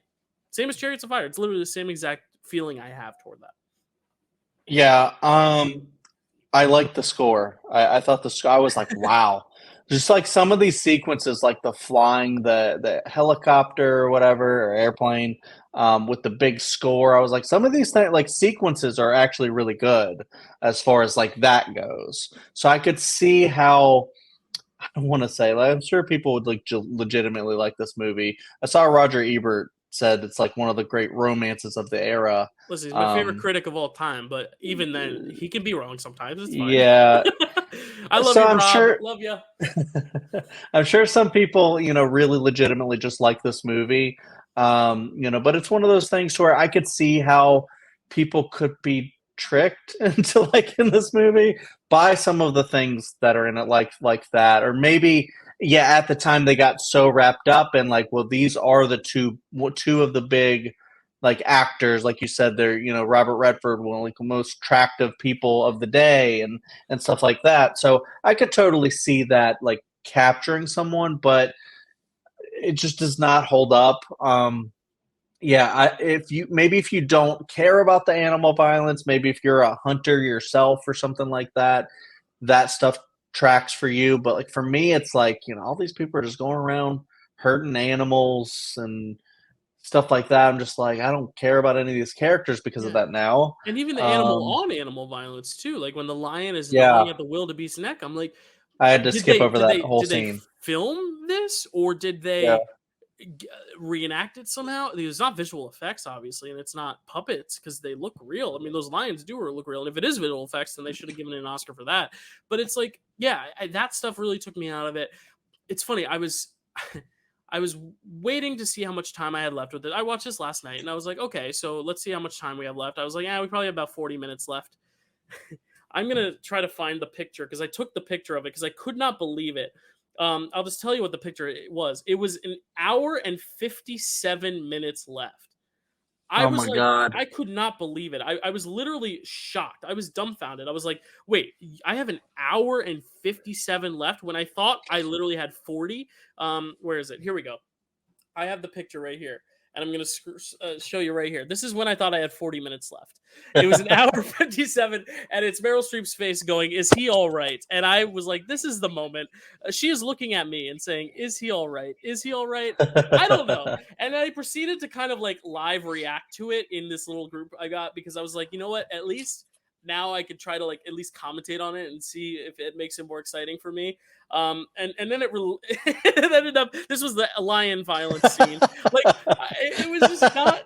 And I was like, why am I watching cows walk for like 6 minutes long and they're still walking? Like when people complain about the Lord of the Rings and how the hobbits are just walking around New Zealand for like 10 minutes. I'm like, oh boo, you suck. But now I It's watch this so and I'm well like, paced. but I get what those criticisms are saying now because this was 10 minutes later. They're still walking. They're still walking 10 minutes later, and I'm like, what is going on, y'all? And then I started sending a picture of the bush fight because it's not even. She goes to fight the lion, but then she grabs her dagger, and Meryl Streep just attacks this bush, and I'm like, why are you going for the bush? Because she's trying to get through the bush to get to the lion. I'm like, couldn't she just go around the bush? I don't know. And then at the end, she's like getting treated for her wounds. I'm like, how did she fight a lion and her only wounds are from the bush? And then I finally finished, and I was like, wow, great. It's finally over, and I'm watching this plane fly for 6 minutes straight. I just couldn't believe it, and it did make the experience a little bit more enjoyable that I was like live reacting to it. But it's like I don't know what people see in it, and I would love to see someone who loves it kind of comment down below what they do see in it and not what they hear in it. We all know the score is great, but what do you see in this movie that's good? Because I really Maybe just there's a commentary somewhere that you can watch. maybe For Ebert, someone who maybe really maybe likes it. someday when my time comes and I get to finally meet Ebert, I'll ask Oh, him. I'll be like, what did you think, buddy? Like what? Africa. Yeah, out of Africa. Let's talk about it. Ebert, Siskel will be there too now, so I can talk to both of them. Yeah. But yeah, I don't know anything. Um. Yeah, it's just one of those where I think you just hit it where you're just talking about like every aspect just could have it's just kind of like a worse version of like what you would hope it would be. Like if it were like, an amazing love story or something. Like we'll talk about Titanic and what we I was think about literally just that gonna love bring that up. story. I was gonna bring that up because some people always complain. Like when I hear some complaints, I'm like, I hear people say, "Oh, Titanic's a slog," or like Lord of the Rings, they're slogs. I'm like, you've not seen a slog until you've seen this one, because like Right. legitimately, those movies are 3-4 hours, whatever. But like, at least I think they use their run times to tell a story that you can at least Yeah. engage yourself with, even if you're not engaged the whole 3 hours. Maybe some of those movies could be shorter, but like this one, I don't think there's more than 5 minutes in a row where I'm like, oh, I'm into this. I'm into this. Yeah, and I can't even say I'm trying to find like a good plot point to even talk about where we're just like talking about a piecemeal, where we're Yeah. just like, you remember this one part that Yeah. happened? Remember when Meryl Streep Uh, got syphilis? That was a plot yeah, point. she did, and she recovered from it, and it really didn't really matter ultimately that that happened. I was glad that her dog was okay the whole time. Yeah. Um, Sorry, I cut you off of your Titanic I, comment. What were you going along the lines Oh, with I that was one? basically saying like We'll get to it. with something like that, you could get invested in the romance, and you could just when you're watching it, you're like, these are like two great actors, and they're both, really young and attractive. Not that they're not attractive now, but then they were young and in their prime, and it's like one of those things where, like, could you imagine if Meryl Streep and Robert Redford had a legitimately amazing romance with some chemistry and just in a movie that like was mostly focused on that? And even like if they wanted to go with the whole romance that's you know forbidden or whatever, like Mhm. she's about to be married kind of. I mean, Titanic was like that. Right. It's like a forbidden Yeah, romance, you have and a that's villain also that adds to it. Here, you don't really have a villain. You just have like yeah. Africa. Like it's hot, it's sweaty. You could get mosquitoes bites. You could die of malaria. And the that's the other part too, is like, I don't know. I mean, I guess it was cool that like she went there and she was like kind of like, pro the natives, and she was Yeah, like that's good. treating them like actual people, Right. while everyone else was kind of just, not and Yeah, stuff. But that's a then good point. again, it's also just like a movie about like, white people being all civilized near other people who are like, what are you trying to say about like the way these people live versus how the civilized people live, Right. and stuff like that. So I don't know. You want to I make feel this like you movie can better? draw. Make it about one of the natives falling in love with Robert Redford. I think that'd be a lot more interesting. I love Meryl Streep, but like that could be an Yeah. interesting story because there's that extra added element. There's stakes to that. Whereas here, the biggest stakes is that Meryl Streep is going to get bitten by a mosquito, and I just don't think that's great stakes. You know? Yeah, exactly. It's just one of those things to where you hear about Out of Africa, you hear maybe people say it's bad, and it won Best Picture, and then you're just like, wow, but maybe this is like a Chariots of Fire, a Crash. Hmm. So many of them that we can actually kind of like name and put in a little bucket and go, these are the ones that are like, because we've had ones that we go, okay, maybe that wouldn't have been my pick for Best Picture, but I kind of understand. Hmm. But these ones are like, how? How does this even get nominated? But Right. Yeah. Yeah. No, it's a good point. Yeah. I mean, I'd love to have a commenter let us know what they do like about this movie because I want to find at least what makes each movie appealing. Like, I get what makes Chariots of Fire appealing. I didn't find it appealing, but like, I understand that like if you are British, especially that kind of like British rivalry is like really interesting, and the idea of like fighting for your country versus fighting for your religion is an interesting topic that I think if you have the patience for, I think it's very sluggish, that movie, but at least I understand the ambitions of the characters and the themes of that film, and the score is excellent. Here, I really would love to know what people do think is like the reason to watch it, besides the fact that it is this big epic. And obviously, Sidney Pollack is well respected, Meryl Streep, Robert Redford. Like, there are well respected people behind the camera and in front of the camera, but it's like, that's not enough for me to just say, oh, it's great. You still have to deliver. yeah, and I just wanted to also just add real quick that it's not like, it's like, well, you guys just don't understand like romance movies, because me and Dill, we're very big like romance I guys. am Like we I am love such a that romantic. genre. I Yeah. literally every first date I go on is a horse-drawn carriage and roses, man. Like, I am a hopeless romantic. No, but no, in all And actuality, like, you can do it living in New York City too. yeah, So there my you favorite go. film of all time is one of the sweetest romances, Singing in the Rain, and even then, that's not even a romance film, but it's got a great romance in it, and it's like, I don't know. I grew up on the Disney Renaissance princess films; those are all beautiful Yeah. romances. Like, we love romance here, guys. We've given Say anything. yeah, say anything. It's great. That's one of Chad's best favorite films. So it's like, Yep. even in this slate, Kiss of the Spider One, we just praised a romance. So like, it's not Yeah. like they can't be done.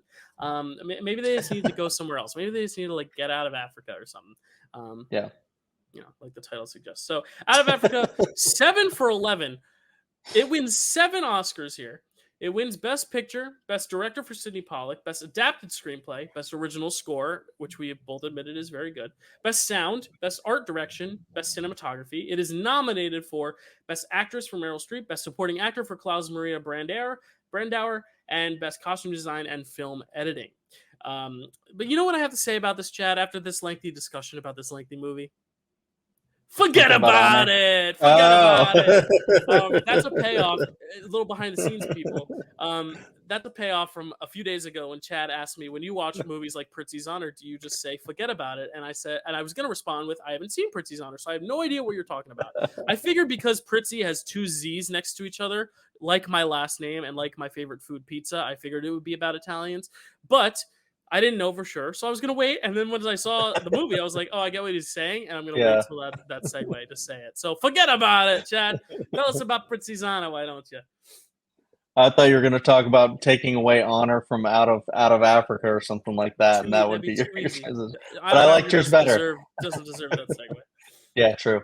Prizzi's Honor, Prizzi's Honor, directed by John Huston, written by Richard Condon and Janet Roach, cinematography by Andrzej Bart- Bartkowiak, music by Alex North, starring Jack Nicholson, Kathleen Turner, Angelica Houston, Robert Loggia, John Randolph, William Hickey, Lee Richardson, and CCH Pounder. Synopsis: two highly skilled mob assassins who, after falling in love, are hired to kill each other. Based on Prizzi's Honor by Richard Condon.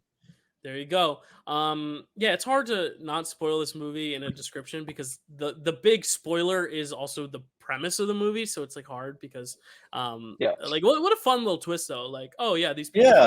falling in love. Turns out she's an assassin and she's trying to assassinate him, or she's hired to kill him.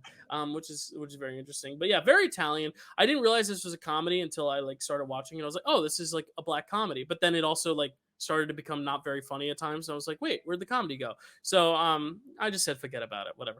Yeah, very very Italian. It's funny once you got to the cinematographer, you were struggling with the pronunciation because it's like the one guy who's not Italian. It's like a Polish cinematographer. I was like, come on, you couldn't just like do the full well-rounded Italian thing. You couldn't get a bunch of Itals to make this thing too. You needed to get a Polish guy to film it.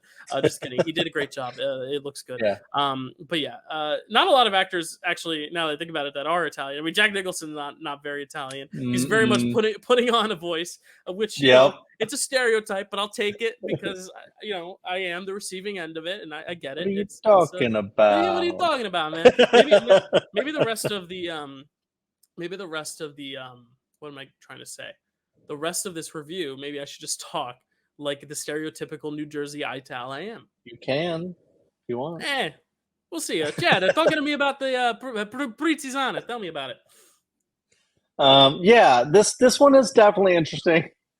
I just like kind of cracked up. Like, you talk about it being a comedy. Like one of the first scenes, like there's a scene of I guess Charlie being born, but then right after that is there's like a scene of like him in like a scout's outfit getting a present, and it's brass knuckles.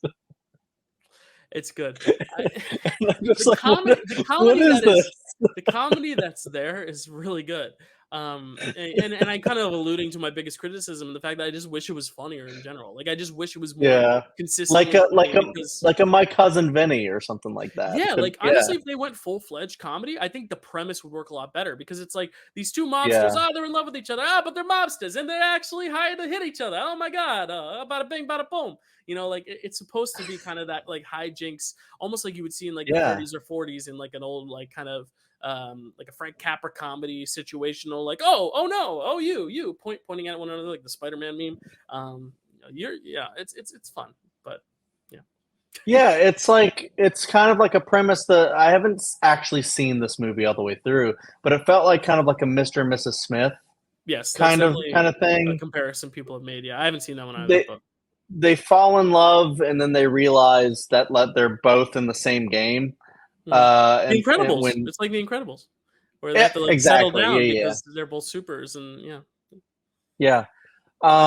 which I thought it was interesting. I also had to kind of like watch this in like two kind of waves or whatever, but like I watched multiple scenes, or I watched scenes multiple times, somewhat hard to explain, but by doing that, I did like this movie more. I would say that this is one that I actually really enjoyed. for the most part. I liked Jack Nicholson. I like Jack Nicholson's performance. Like I could totally tell. I'm not Italian. I don't frequent New York that much, but I could tell like he was putting on an accent, and then I'm like, Oh yeah, okay. but that's But I like liked, that's the charm of it too, though. Like I like that. yeah, Yeah, because I liked his like kind of slow approach that he was doing, where it's like, what am I gonna do about it? It's very slow, and I'm like, yeah, that's smart because if you go real fast, you'll probably start to drift into other accents and just kind of like throw off the whole thing. But I liked how his character was very slow talking and can do that. I liked Kathleen Turner in this. I thought their chemistry and connection was really good. So that really, like, I didn't want to see anything bad happen to either of those mhm. characters. I won't say what happens just in case you want to watch it, unless Dylan wants to talk about it. Just that Uh, one of the big moments at the end is very ridiculous, just in terms of physics. yeah, But kind of. and yeah, my one consistent criticism is that it's not goofy enough, and it takes itself too seriously at times. To where like the ending, it should have made sense with the movie. But if the movie were just a tad bit goofier in all, I think that ending, the knife would have worked better. But that's just me. True.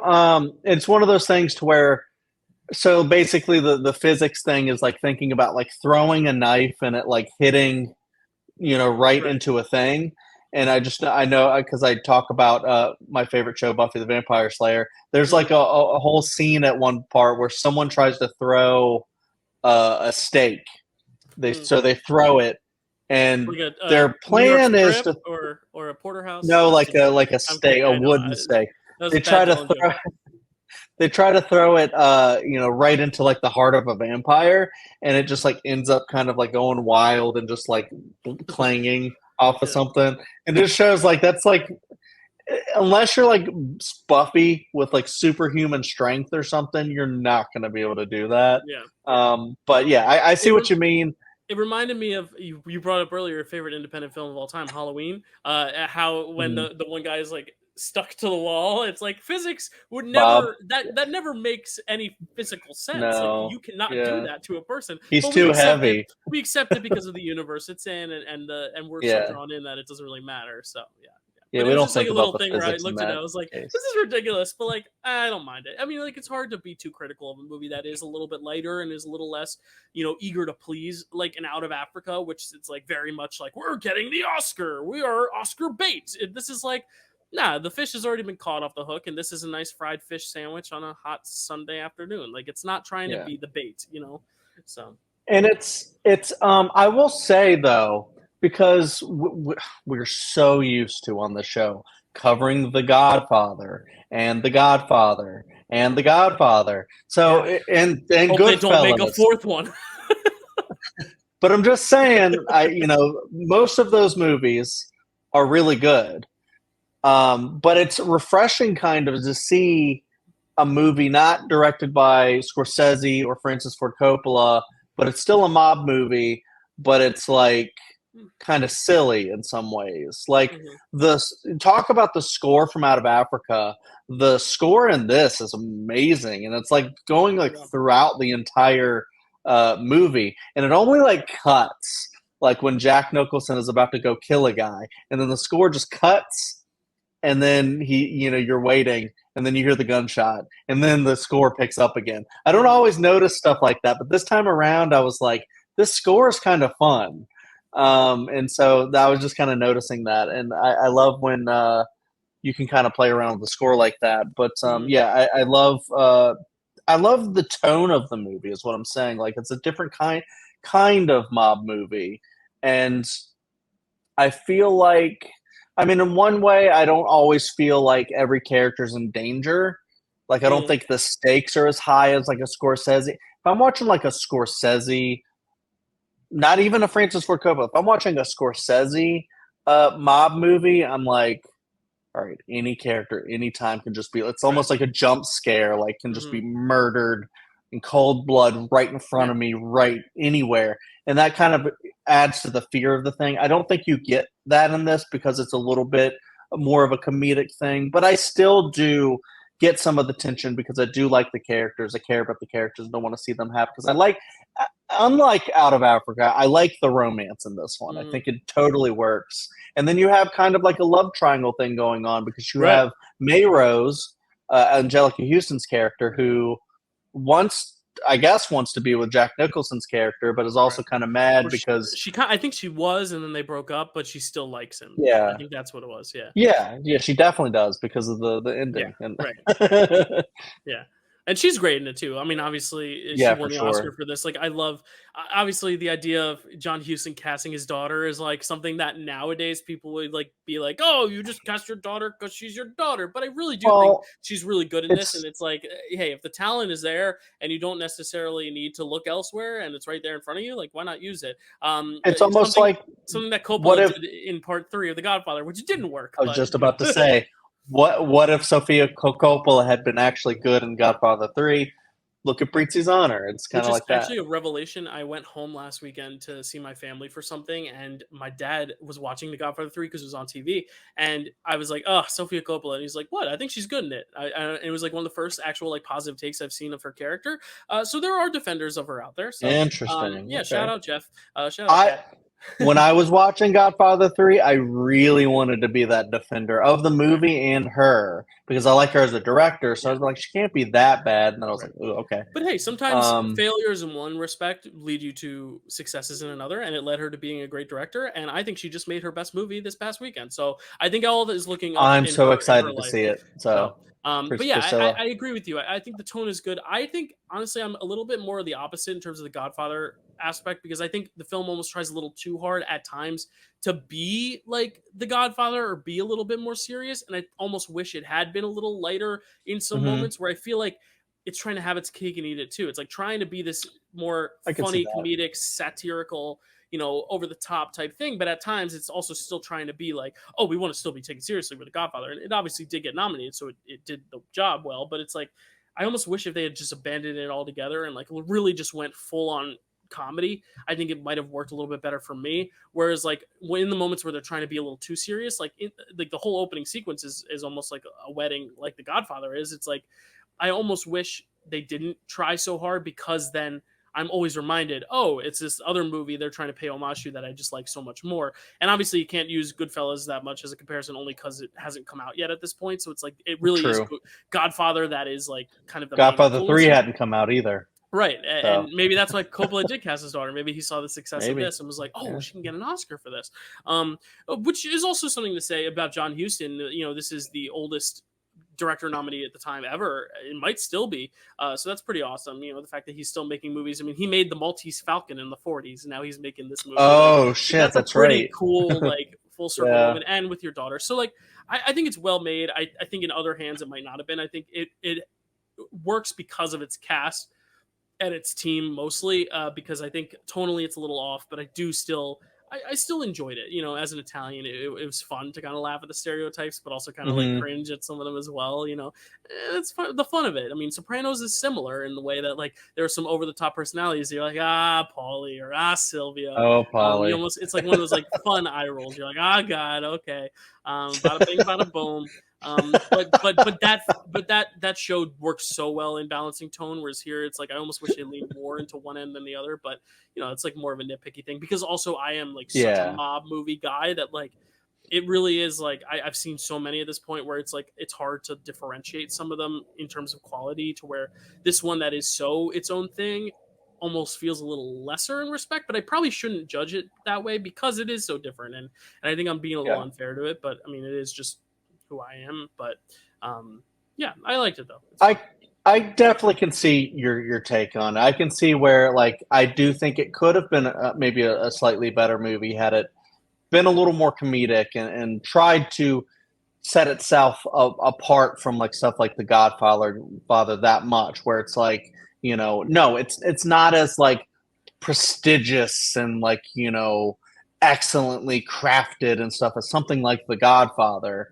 But like you're saying, because it tries to go a little bit more serious, that you can compare it to that more. But if it were more silly and just like weird, then you'd be like, this is nothing like The Godfather. It only shares that they're about the mob.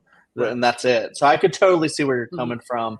I still do like the style of it a lot, and I think other than just the characters, which I think are all very strong in the acting and stuff like that, all aid in the movie. I think the writing is just really really good. I Yeah. like. I just like the story. I just think it's a very different kind of story where it's like this romance and stuff like that. And like in and the Goodfellas and the Godfathers, none of them are really like about romance. They're mostly Yeah. about the mob, and a lot of the romances are just like failures. But this one Yeah. is a romance where the woman in the relationship has agency, and it's actually an agent of sorts that it's kind of like makes it like more interesting. I feel like when the Okay. woman is not just this passive thing, like what are you doing? Why are you in that life? And why can't we have a happy life? Right. Because you have to be following your father's footsteps and stuff like that. And Yeah. instead, we get like she's the same as him, and it's like who's gonna get got basically Right. if anyone gets got at all Yeah. in No, that it's a good point. relationship. Yeah, and I think I have a similar criticism to kind of what you had with Kiss of Spider Woman, where I almost wish they had ended it on a more positive note, to where like they do end up working I it out. agree. And I think they Yeah, go the extra mile to make it like, oh, we're still in the wake of the '70s, so we have to give it a tragic ending type thing, which is another thing that I yeah. think they let it down at the end. But again, it's like, you just stop the movie Because 5 minutes before it ends, and you'll be fine. yeah, so we'll just basically if you just skip ahead Yeah. 3 minutes or If you something. couldn't if you Uh, couldn't tell from our knife conversation about physics, what may or may yeah, not happen at the end. I'll just basically say, I'll spoil it here, is that, Kathleen Turner's character dies, and, he then goes and like calls up May Rose, Angelica Houston, and, asked her out, and she's happy about it. And it's one of those things to where he's almost like, yeah, I did what I did, kind of a deal. But like, I felt like he was kind of going to go on the route of, you know, you guys say family is the most important thing, but then now you're basically telling me that I can only like your family Mm, and I can't actually be happy with like someone that I've fallen in love with and shared right. like a song and just a personal experience with. And you guys are saying you guys are unhappy because you don't have any special connections like that. Mhm. So I have to be that way too now because of your selfish whatever, because she was a part of an insurance scheme and she gotcha kind of a Right. deal. Like, just fucking who cares? Right. Just like actually be happy for your family instead of wanting to rip something away from them. Right. And I do actually kind of wish that he had rebelled against them and was able to live a happily ever after. I do agree. I think that would have been a better ending. Yeah, yeah. But it was a very happy ending on on Oscar night because it did win a Best Supporting Actress Oscar for Angelica Houston. It wins 1 out of 8 of the Oscars it's nominated for. It's also nominated for Best Picture, for Best Director for John Huston, Best Actor for Jack Nicholson, Best Supporting Actor for William Hickey, Best Adapted Screenplay, Costume Design, and Film Editing. So we were all a witness to the greatness of Angelica Houston's Oscar win. Now let's be a witness to Witness, the film Witness by Peter Weir. Yeah. Yeah. Witness, directed by Peter Weir, written by Earl W. Wallace and William Kelly, cinematography by John Seal, music by Maurice Jarre, starring Harrison Ford, Kelly McGillis, Lucas Haas, Jan Rubes, Joseph Summer, Alexander Godunov, Danny Glover, Brent Jennings, Patty Lupone, and Viggo Mortensen. That's right, I said Danny Glover again. Mhm. Synopsis: a police detective protects an Amish woman and her young son who witnessed a murder in Philadelphia. Yeah. From Danny Uh, Glover. So easiest segue ever too. Like, thank you for naming your movie something like a verb, because that makes it very easy. And it's only a verb. It's just witness. Yeah. Yeah, it's interesting. I think a month ago, we did a director roulette draft day, Yep. and famously, not to bring up bad blood, but I had only seen like 3 Peter Weir films, and they were all kind of taken out from under me, which is my own strategy. I prioritized Flanagan early in the draft, and I thought I could get Master and Commander on the wraparound, and Chad took it, which was fine. But then instead of just settling for Witness because I hadn't seen it, I ended up letting the final pick fall, and I ended up getting the way back. Anyway, I hadn't seen Witness, and I know Matt was very upset with me, like, you haven't seen Witness, what? So I finally watched it, obviously for this. You've witnessed Witness? I have Sorry, witnessed go ahead. Witness, and I do like it. I think it's a good one. I do still think I still would have picked the other three over it if I had gotten the draft pick, if I had been smart and picked it. Gotcha. I would have been fine if this ended up being my pick for Peter Weir, but I still do prefer the other three films. One of them we won't talk about here, which is Truman Show, but the other two, which we have talked about here, Master and Commander and Dead Poets Society, which were my number, I think Master and Commander was my number 2 for 2003, and Dead Poets was my number 1 for 1989. So, because of Lord of the Rings. Gotcha. yeah. So I'm a big fan of Peter Weir, and now another movie from his filmography that I can like check off the list as a film I have witnessed of his. How many times can we say witness, people? Bring out your shot glasses. We're gonna have you drunk by the end of this hour. Chad, what are your thoughts on Witness? Had you seen this one before? I think you had, right? You had witnessed. I had actually, yeah. Randomly, one time, I had heard about the movie. I had seen probably the poster, and Harrison Ford was in it, and so I just like checked it out. I don't often do that a lot of the times, but I was like, yeah, let's check this out. I don't even know if I don't even remember if I knew that it had not won Best Picture, but been nominated for Best Picture. But I was just like, oh, I've heard this is good, so I checked it out. I remember liking it then, but I didn't remember like this being like something like I have to rewatch. I can't wait to rewatch Witness, because it is one of the small. It's a very small film compared to not only Peter Weir's other films, because Dead Poets and Truman Show are a little smaller, but they're very big notable films. And then Master and Commander is a sweeping epic. And then even for Harrison Ford, like Star Wars, Indiana Jones, like he's used to be making these like big Air Force One, big action movies and stuff. So this is both a tamer film for Peter Weir and for Harrison Ford, which is why it probably doesn't jump to mind as one of those like, oh my God, you need to see Witness, bro, type things. That's exactly what it is, I think. But ultimately, I do think it's a really good movie. Mm-hmm. It's I mean, it's very simple. It is a crime movie where a kid witnesses a crime. He's Amish, and then they have to go talk to the police. There's a really cool scene where they're trying to figure out the guy, and then it's just basically Harrison Ford going around harassing black people to try to be like, is it this guy? The racial it's like, all right, is all right. It's one of those things where it's like it's the 80s, but it's also like it's the 80s. Yeah. Exactly. But it does lead to a really cool scene in the police department where Lucas Haas's character, the little boy, sees Danny Glover in a picture, and I love this like moment where he sees the picture, he's like, I see it, and he just like it's just. There's just no words in the scene where he just looks over at Harrison Ford. Harrison Ford's on the phone. It's like, looks over and he's just like, oh, he sees something. And he just goes over. And then like the kid just like points at Danny Glover. And then he goes, and it's like we can't bring this up here. Right. Because this is the police detective that did it. At first I was like, not necessarily, I didn't love the idea of us, the audience, seeing who did it, because I thought the whole mystery of it was going to be trying to find the guy who did it. But then once you realize that it's really not about that, because I had never seen this one, so I didn't know what the movie was really about. And it really is essentially more about the romance and him like living amongst the Amish than it is about finding the killer and getting him, and then also this police corruption, to where like I think on first view I think it was almost like a letdown of expectations when it took so long with the romantic stuff, where I was like, all right, but I want to see the payoff of the witness. Like that's what I want to see. But I think rewatching it, I might appreciate a little bit more for that slower middle section, because that second act for me really dragged for me to where I was like, okay, I just really want to get to the more thrilling aspects. This is a thriller. It's a suspense thriller, but it really doesn't feel thrilling in that second hour. It is what you said, a romance. It's more about Kelly McGinnis and Harrison Ford's romance, which I really like. I like also the Amish stuff because you don't see Amish culture represented in film a lot.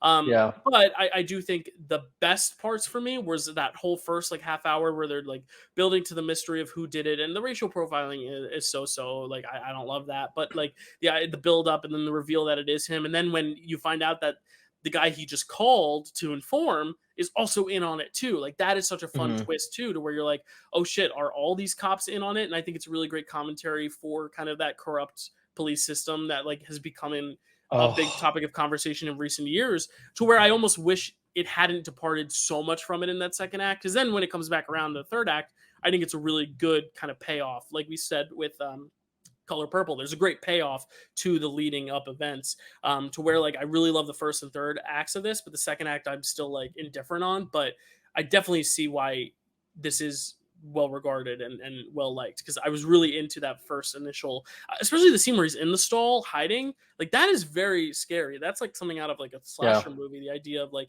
him hiding in the stall. And we see it in a lot of movies, that idea of like hiding in the stall spying, but like especially when you know the other guy's a murderer because you just saw him murder someone and the other person on the other end is a kid, like it just adds these stakes.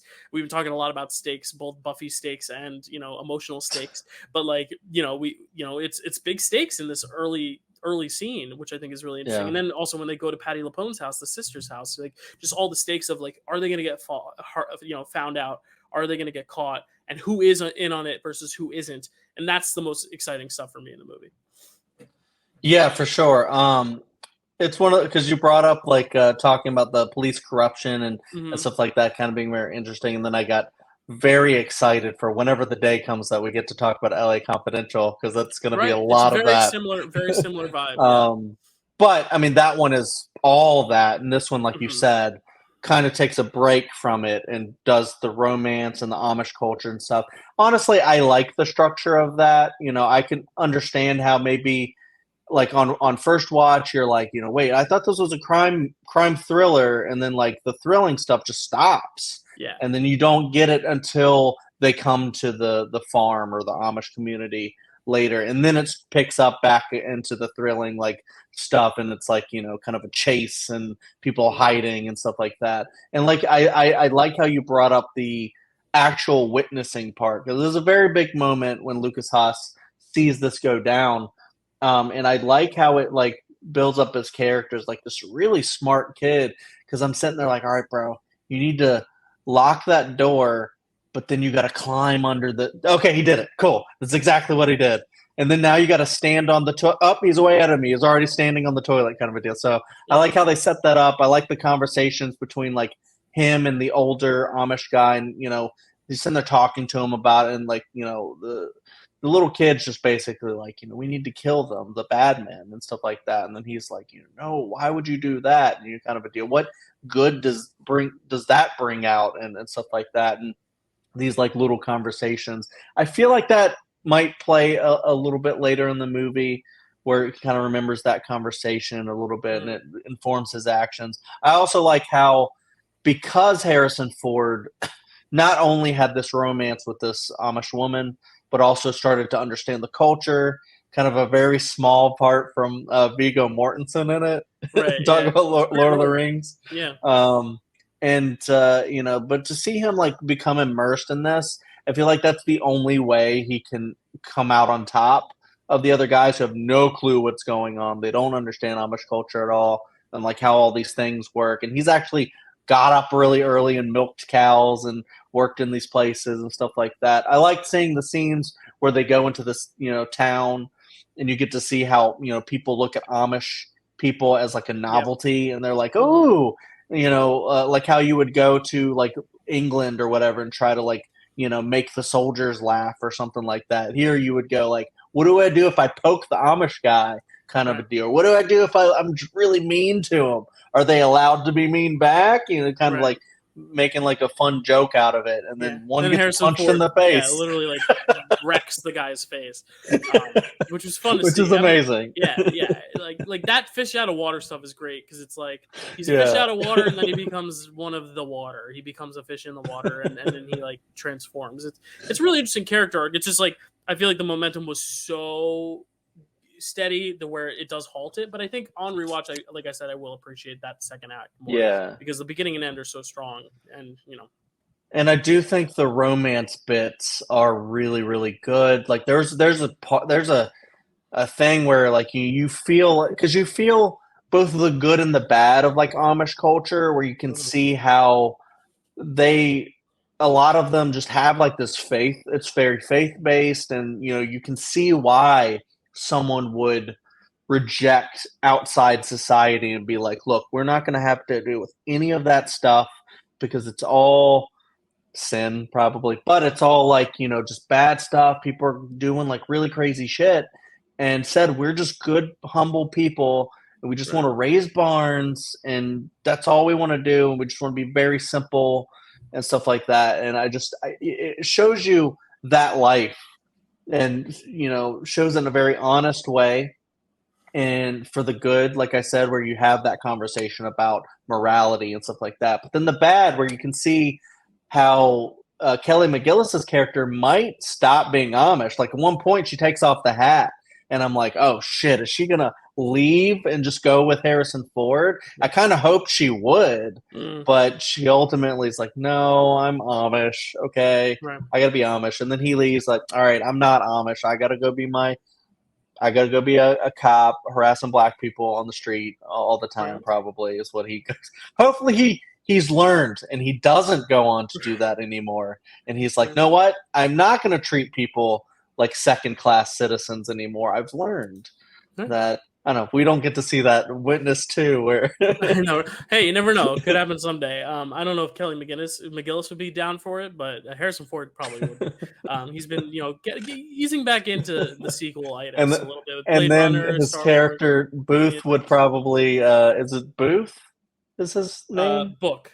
John Book. That's right. John Book would probably die in Witness 2 because that's what happens when he returns. Book. Yeah.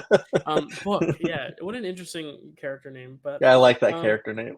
Yeah, I mean, it's just a very solid movie. Like that's the thing with the slate in general that we talked about earlier. It's like I think I'm so like we'll get into ranking in a sec, but it's like ranking this. It was very easy to find my number 5, and then it was like the first 4. It was really like I was struggling to figure out which one was like definitively the one I like the most. It was more easy to find the one I like the least, and then kind of fill in the blanks the other way. Whereas sometimes it's easy to be like, all right, that's my favorite, that's my least favorite. Let's fill in the middle. Here it was like there was no movie that I was like single-mindedly like this is my favorite of this slate. It was more so this is my least favorite, and I got to figure out the rest. But I think definitely with time this could end up being like one of my favorites of Peter Weir's, one of my favorites of Harrison Ford's, just because it is very different also for what we've seen of them. I mean, like, this is so different from like Master and Commander, but it's also so different from Star Wars. Like, it's very unique if you just want a different side to these guys, which I definitely appreciated. It's just, I probably need another watch. And according to Matt, I should have needed like probably 5 watches by now because I know he loves Peter Weir so much, but I will eventually watch this a bunch. But yeah, it's very solid, just a very solid, tight movie. Yeah, and I mean, we're about to get into the big film ranking to see, because I've been so interested to see how Dylan was going to rank these, because it was interesting for myself to see how I would rank them. Because you would look at this and you would go, obviously, I mean, I guess unless you're an Out of Africa lover, obviously you'd be like, obviously the color purple is probably going to be what people mostly would think is the big epic, sprawling epic, like, it's a best picture, Gone with the Wind. You saw how that fared on our 1939 episode. Right. And you're like, no, sometimes maybe it's Witness, maybe it's Prizzi's Honor, maybe it's Kiss of the Spider Woman that is our number one, because those are different and interesting, maybe. Yeah. But look at like something like The Power of the Dog, that's obviously going to be best picture, and you're like, no, it's Coda. And Coda's a less of a big, cinematography, kind of Oscar movie, but it's like, no, it's a great movie that does everything that you need a great movie to do. It's just not epic or big or, anything like that. So I feel like sometimes you might need to readjust what you think an Oscar best picture movie is. Basically, and then that's Everything Everywhere All at Once. Weird fucking movie, but it won last year. So it's like different, you know what I mean? Yeah. Yeah, and it's very interesting because like these films are also so different. Prizzi's Honor is more of a comedy. Out of Africa is your big sweeping Oscar epic. Kiss of the Spider Woman is the first ever indie to be nominated. Color Purple is like a Spielberg directed drama, which was new for him at the time. He had been used to doing fantasy films or children's films or epic monster movies or whatever. But Witness, just also a drama starring a movie star who's mostly known for action. Like, these are so different. So it is very tough. But any last thoughts on Witness specifically before we get into our ranking?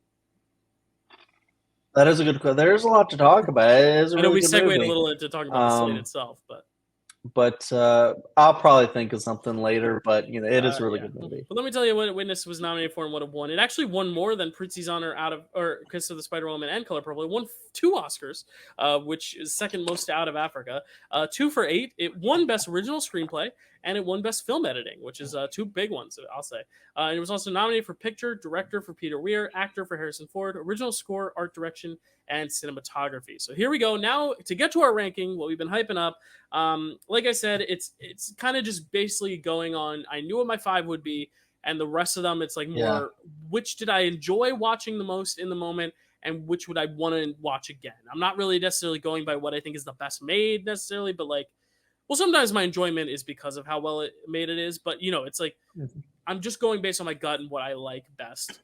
So number 5, no surprise for me, is Out of Africa. Chad. That is also my number 5. All right. Here's where things might get different. I'm not sure. My 4 is actually going to be, sorry to my fellow Itals, Prizzi's Honor is my number 4. My number 4 is Kiss of the Spider Woman. All right. So my number 3 is Kiss of the Spider Woman. What is your number 3, Chad? My number 3 is The Color Purple. All right. And my number 2 is Witness. Your number 2, Chad? Prizzi's Honor. Prizzi's Honor, which means my number 1 is, maybe I'm a little predictable, but Color Purple is my number 1. It is my favorite of the ones I watch. And Chad's number 1 is? Witness. Which means because it is my number 2 and his number 1, our best picture for 1985 will be Witness, Peter Weir's Witness. This is our second Peter Weir film to win Best Picture here, following Dead Poets Society. Master and Commander was close on any year that Lord of the Rings probably wouldn't exist. Even though I think Chad put that at, I forget where Chad put it at, maybe 3 or 4, because that was also the year with Lost in Translation. I think I Mystic did River, put it at 4, but I still really liked it. It was one of those where I love all 4 of these kind of a deal. No Seabiscuit that year, unfortunately. Witness, though, is going to be our best picture this year for 85. But yeah, an underwhelming slate in the fact that there wasn't one movie where I was like, that is an all-timer, great, I love it. But out of watching all these, I still had the most emotional response and I was most impressed by Color Purple. I'd probably watch that one again before the others. But Witness, I feel like with a few more watches could become my number 1. But Kiss of Spider-Woman was also very interesting, but I didn't love it as much as I liked the musical, so that's another element too. Yeah. But yeah, any last thoughts on your ranking before we get into our acting? Yeah, I would just say I had kind of had the same idea where it was Out of Africa's kind of last. And then I was just like, I don't know, Prizzi's Honor is the one that grew on me the most as I watched it. And The Color Purple was this might be one that I'm telling myself probably should be number 1 because of the subject matter. It's important, all that kind of stuff. It's a Spielberg film. But ultimately I was I just think Witness, it's it's shorter. It's just tighter paced. It's just, I think it just gives me if there's a movie I would want to throw on, I think Witness would probably be the most one I'd want to throw on just to watch. But also Carrie, who we had on last month, loved The Color Purple. That would have been her number 1. Okay. And she was very, very angry watching Out of Africa. And she was just what the? And I was just sitting there during The Color Purple. I was yeah, this is a really good look at African American culture and stuff like that, and look at that that movie about Africa starring a bunch of white people won Best Picture and not this beautiful black film, which could have been really cool. So. Yeah, very interesting year, but I think that might honestly lead to some of the more interesting rankings and discussions, because sometimes when it's a year with Star Wars in it, or a year with I'm trying to think of it, Raiders of the Lost Ark in it, it was very easy for us to be all right, that's our number 1. Now what is our 2 through 5? Whereas I think it's more interesting when it's our 5 is easy and our number 1s are a little different, because it's also fun to represent a bunch of different movies here, which is cool. So Witness is going to be our best picture. Moving on to our acting prizes, I am first for actor this month, so I'm going to go with. This is a tough one because I feel like the actresses field for me was a lot stronger than the actors. But I am going to go with, it wasn't either of our number 1s for film, but I do think it is the best performance of the slate. And it is the one that won the Oscar. It is William Hurt for Kiss of the Spider Woman. I just think he brings a lot of great grace and charisma to that character. It's a character that we don't see a lot in movies, especially at the time, and I think he handles it with a lot of empathy, a lot of grace.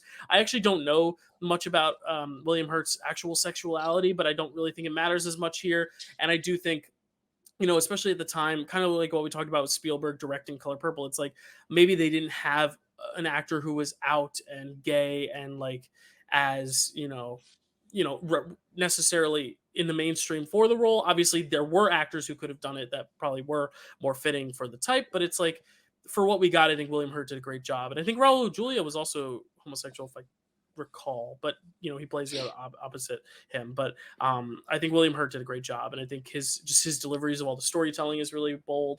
I mean, you have to be able to really want to hear him tell these stories for the movie to work, and I think he does. So that's going to be my pick for Best Actor, even though I was between a few others from that movie itself. Yeah. Well, I mean, it's really cool that you picked him because that was also my number one. That's who I would have chosen. Because it was kind of like a transformative performance for me, where I was like, "That's William Hurt, what?" Mm-hmm. Like kind of a deal where it's like it's just like a very different take. It kind of felt like, and I know I don't think you like this, and I don't think a lot of other people like this, but I like this, and I expressed it here on this show, I believe, but Jared Leto in Dallas Buyers Club kind of felt like a little bit like that, where it's like, just very feminine kind of thing. And I just like to see him, like the way he was just like flowing and stuff, and the performance just felt very natural. So yeah, that's a really good performance that you picked. I also just want to say, fact check, Raul Julia is not gay. I was thinking of Gomez Adams. Nathan Lane is gay, not Raul Julia. Yes. So I got the wrong Gomez. Chad, who is your best actor? Yeah. This is actually really tough. This is really tough. I'm actually rethinking this. Who do I want to go with? I'm gonna go with Harrison Ford. Okay, cool. I was thinking about maybe going Jack Nicholson. But I'll go Harrison Ford. I do think he did a great job. Kind of like you said, like kind of a different performance. It's almost felt like his like Blade Runner performance, just in a different movie, a little bit, where he is like the cop and stuff. But I liked a lot of the romance stuff that he did with Kelly McGillis, and his relationship with the kid, and just all this stuff, like just that like one scene where he, like I said, like puts the finger and like pushes it down, and I don't know, just like everything he's doing in that movie. I mean, Harrison Ford is a great actor. It's one of those things where any movie he's in, you could probably just be like, yeah, that performance is the best one. Because he's just great. And he is, because of that, getting his third award with us, which is great. He's got the trifecta now for Raiders, Star Wars, and Witness. So I think this is one of the more unique ones, because it's like, we know Han Solo and Indy are great, but this is one that I think more people should seek out, because I think it's one of the lesser watched Harrison Ford movies. So absolutely. All right, Chad, take it away for Best Actress. All right. I don't know if this is an obvious one, but it's award winning. I'm picking Angelica Houston from Prizzi's Honor. All right. Reason being is because I was going through, I was like, there's so many in just like the Color Purple alone that I could easily just pick right now. And it probably should, because they're just all so great. So I don't want to downplay any of those performances at all. And maybe you'll pick one. I don't know. I was about to say, maybe you will, and I hope you will. And my two backups are also from Color Purple too, so it's okay. Good. But when I was watching through Prizzi's Honor, I was like, Angelica Houston, man. Like, I've seen her in like Wes Anderson movies. I've seen her as Morticia Adams, and she's great and all that stuff. But then I was like, wow, like this is like so different from anything I've ever seen from her. And she's like this like conniving like Prizzi, who's just like, she's kind of like, she's kind of thrown out of the way. They're all like, whatever. But like when she's like manipulating her dad, and she's just like got that little smile on her face, I'm just like, whatever she's doing right now, I love this. And it's just like, she's just, I don't know, she just looked so young, and just like, I just love that. I just almost like sitting there thinking like she could have been in like every mob movie and just would have been perfect in them. I just think she plays that character so well. Whereas you can feel Jack Nicholson like trying his best to do like an accent and stuff. But Angelica Houston, I just felt flowed so naturally with that, just being so conniving and manipulative and a lot. Also using that accent and stuff like that. I just like that character, and I just thought, she brought her to life, Mayrose. There you go.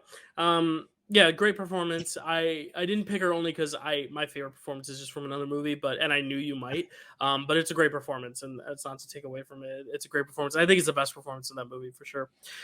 So my pick, I was between three actresses, the three main actresses from Color Purple, and I figured you might go with Angelica Houston, so I would have to like pivot and try to figure out. God, you just like read me like a book, I guess. I just didn't know. Well, I was like, if you pick someone from the Color Purple, I have two backups, but I was like, there's also a chance he'll pick Angelica Houston or even Kelly McGinnis. So I was like, you know what?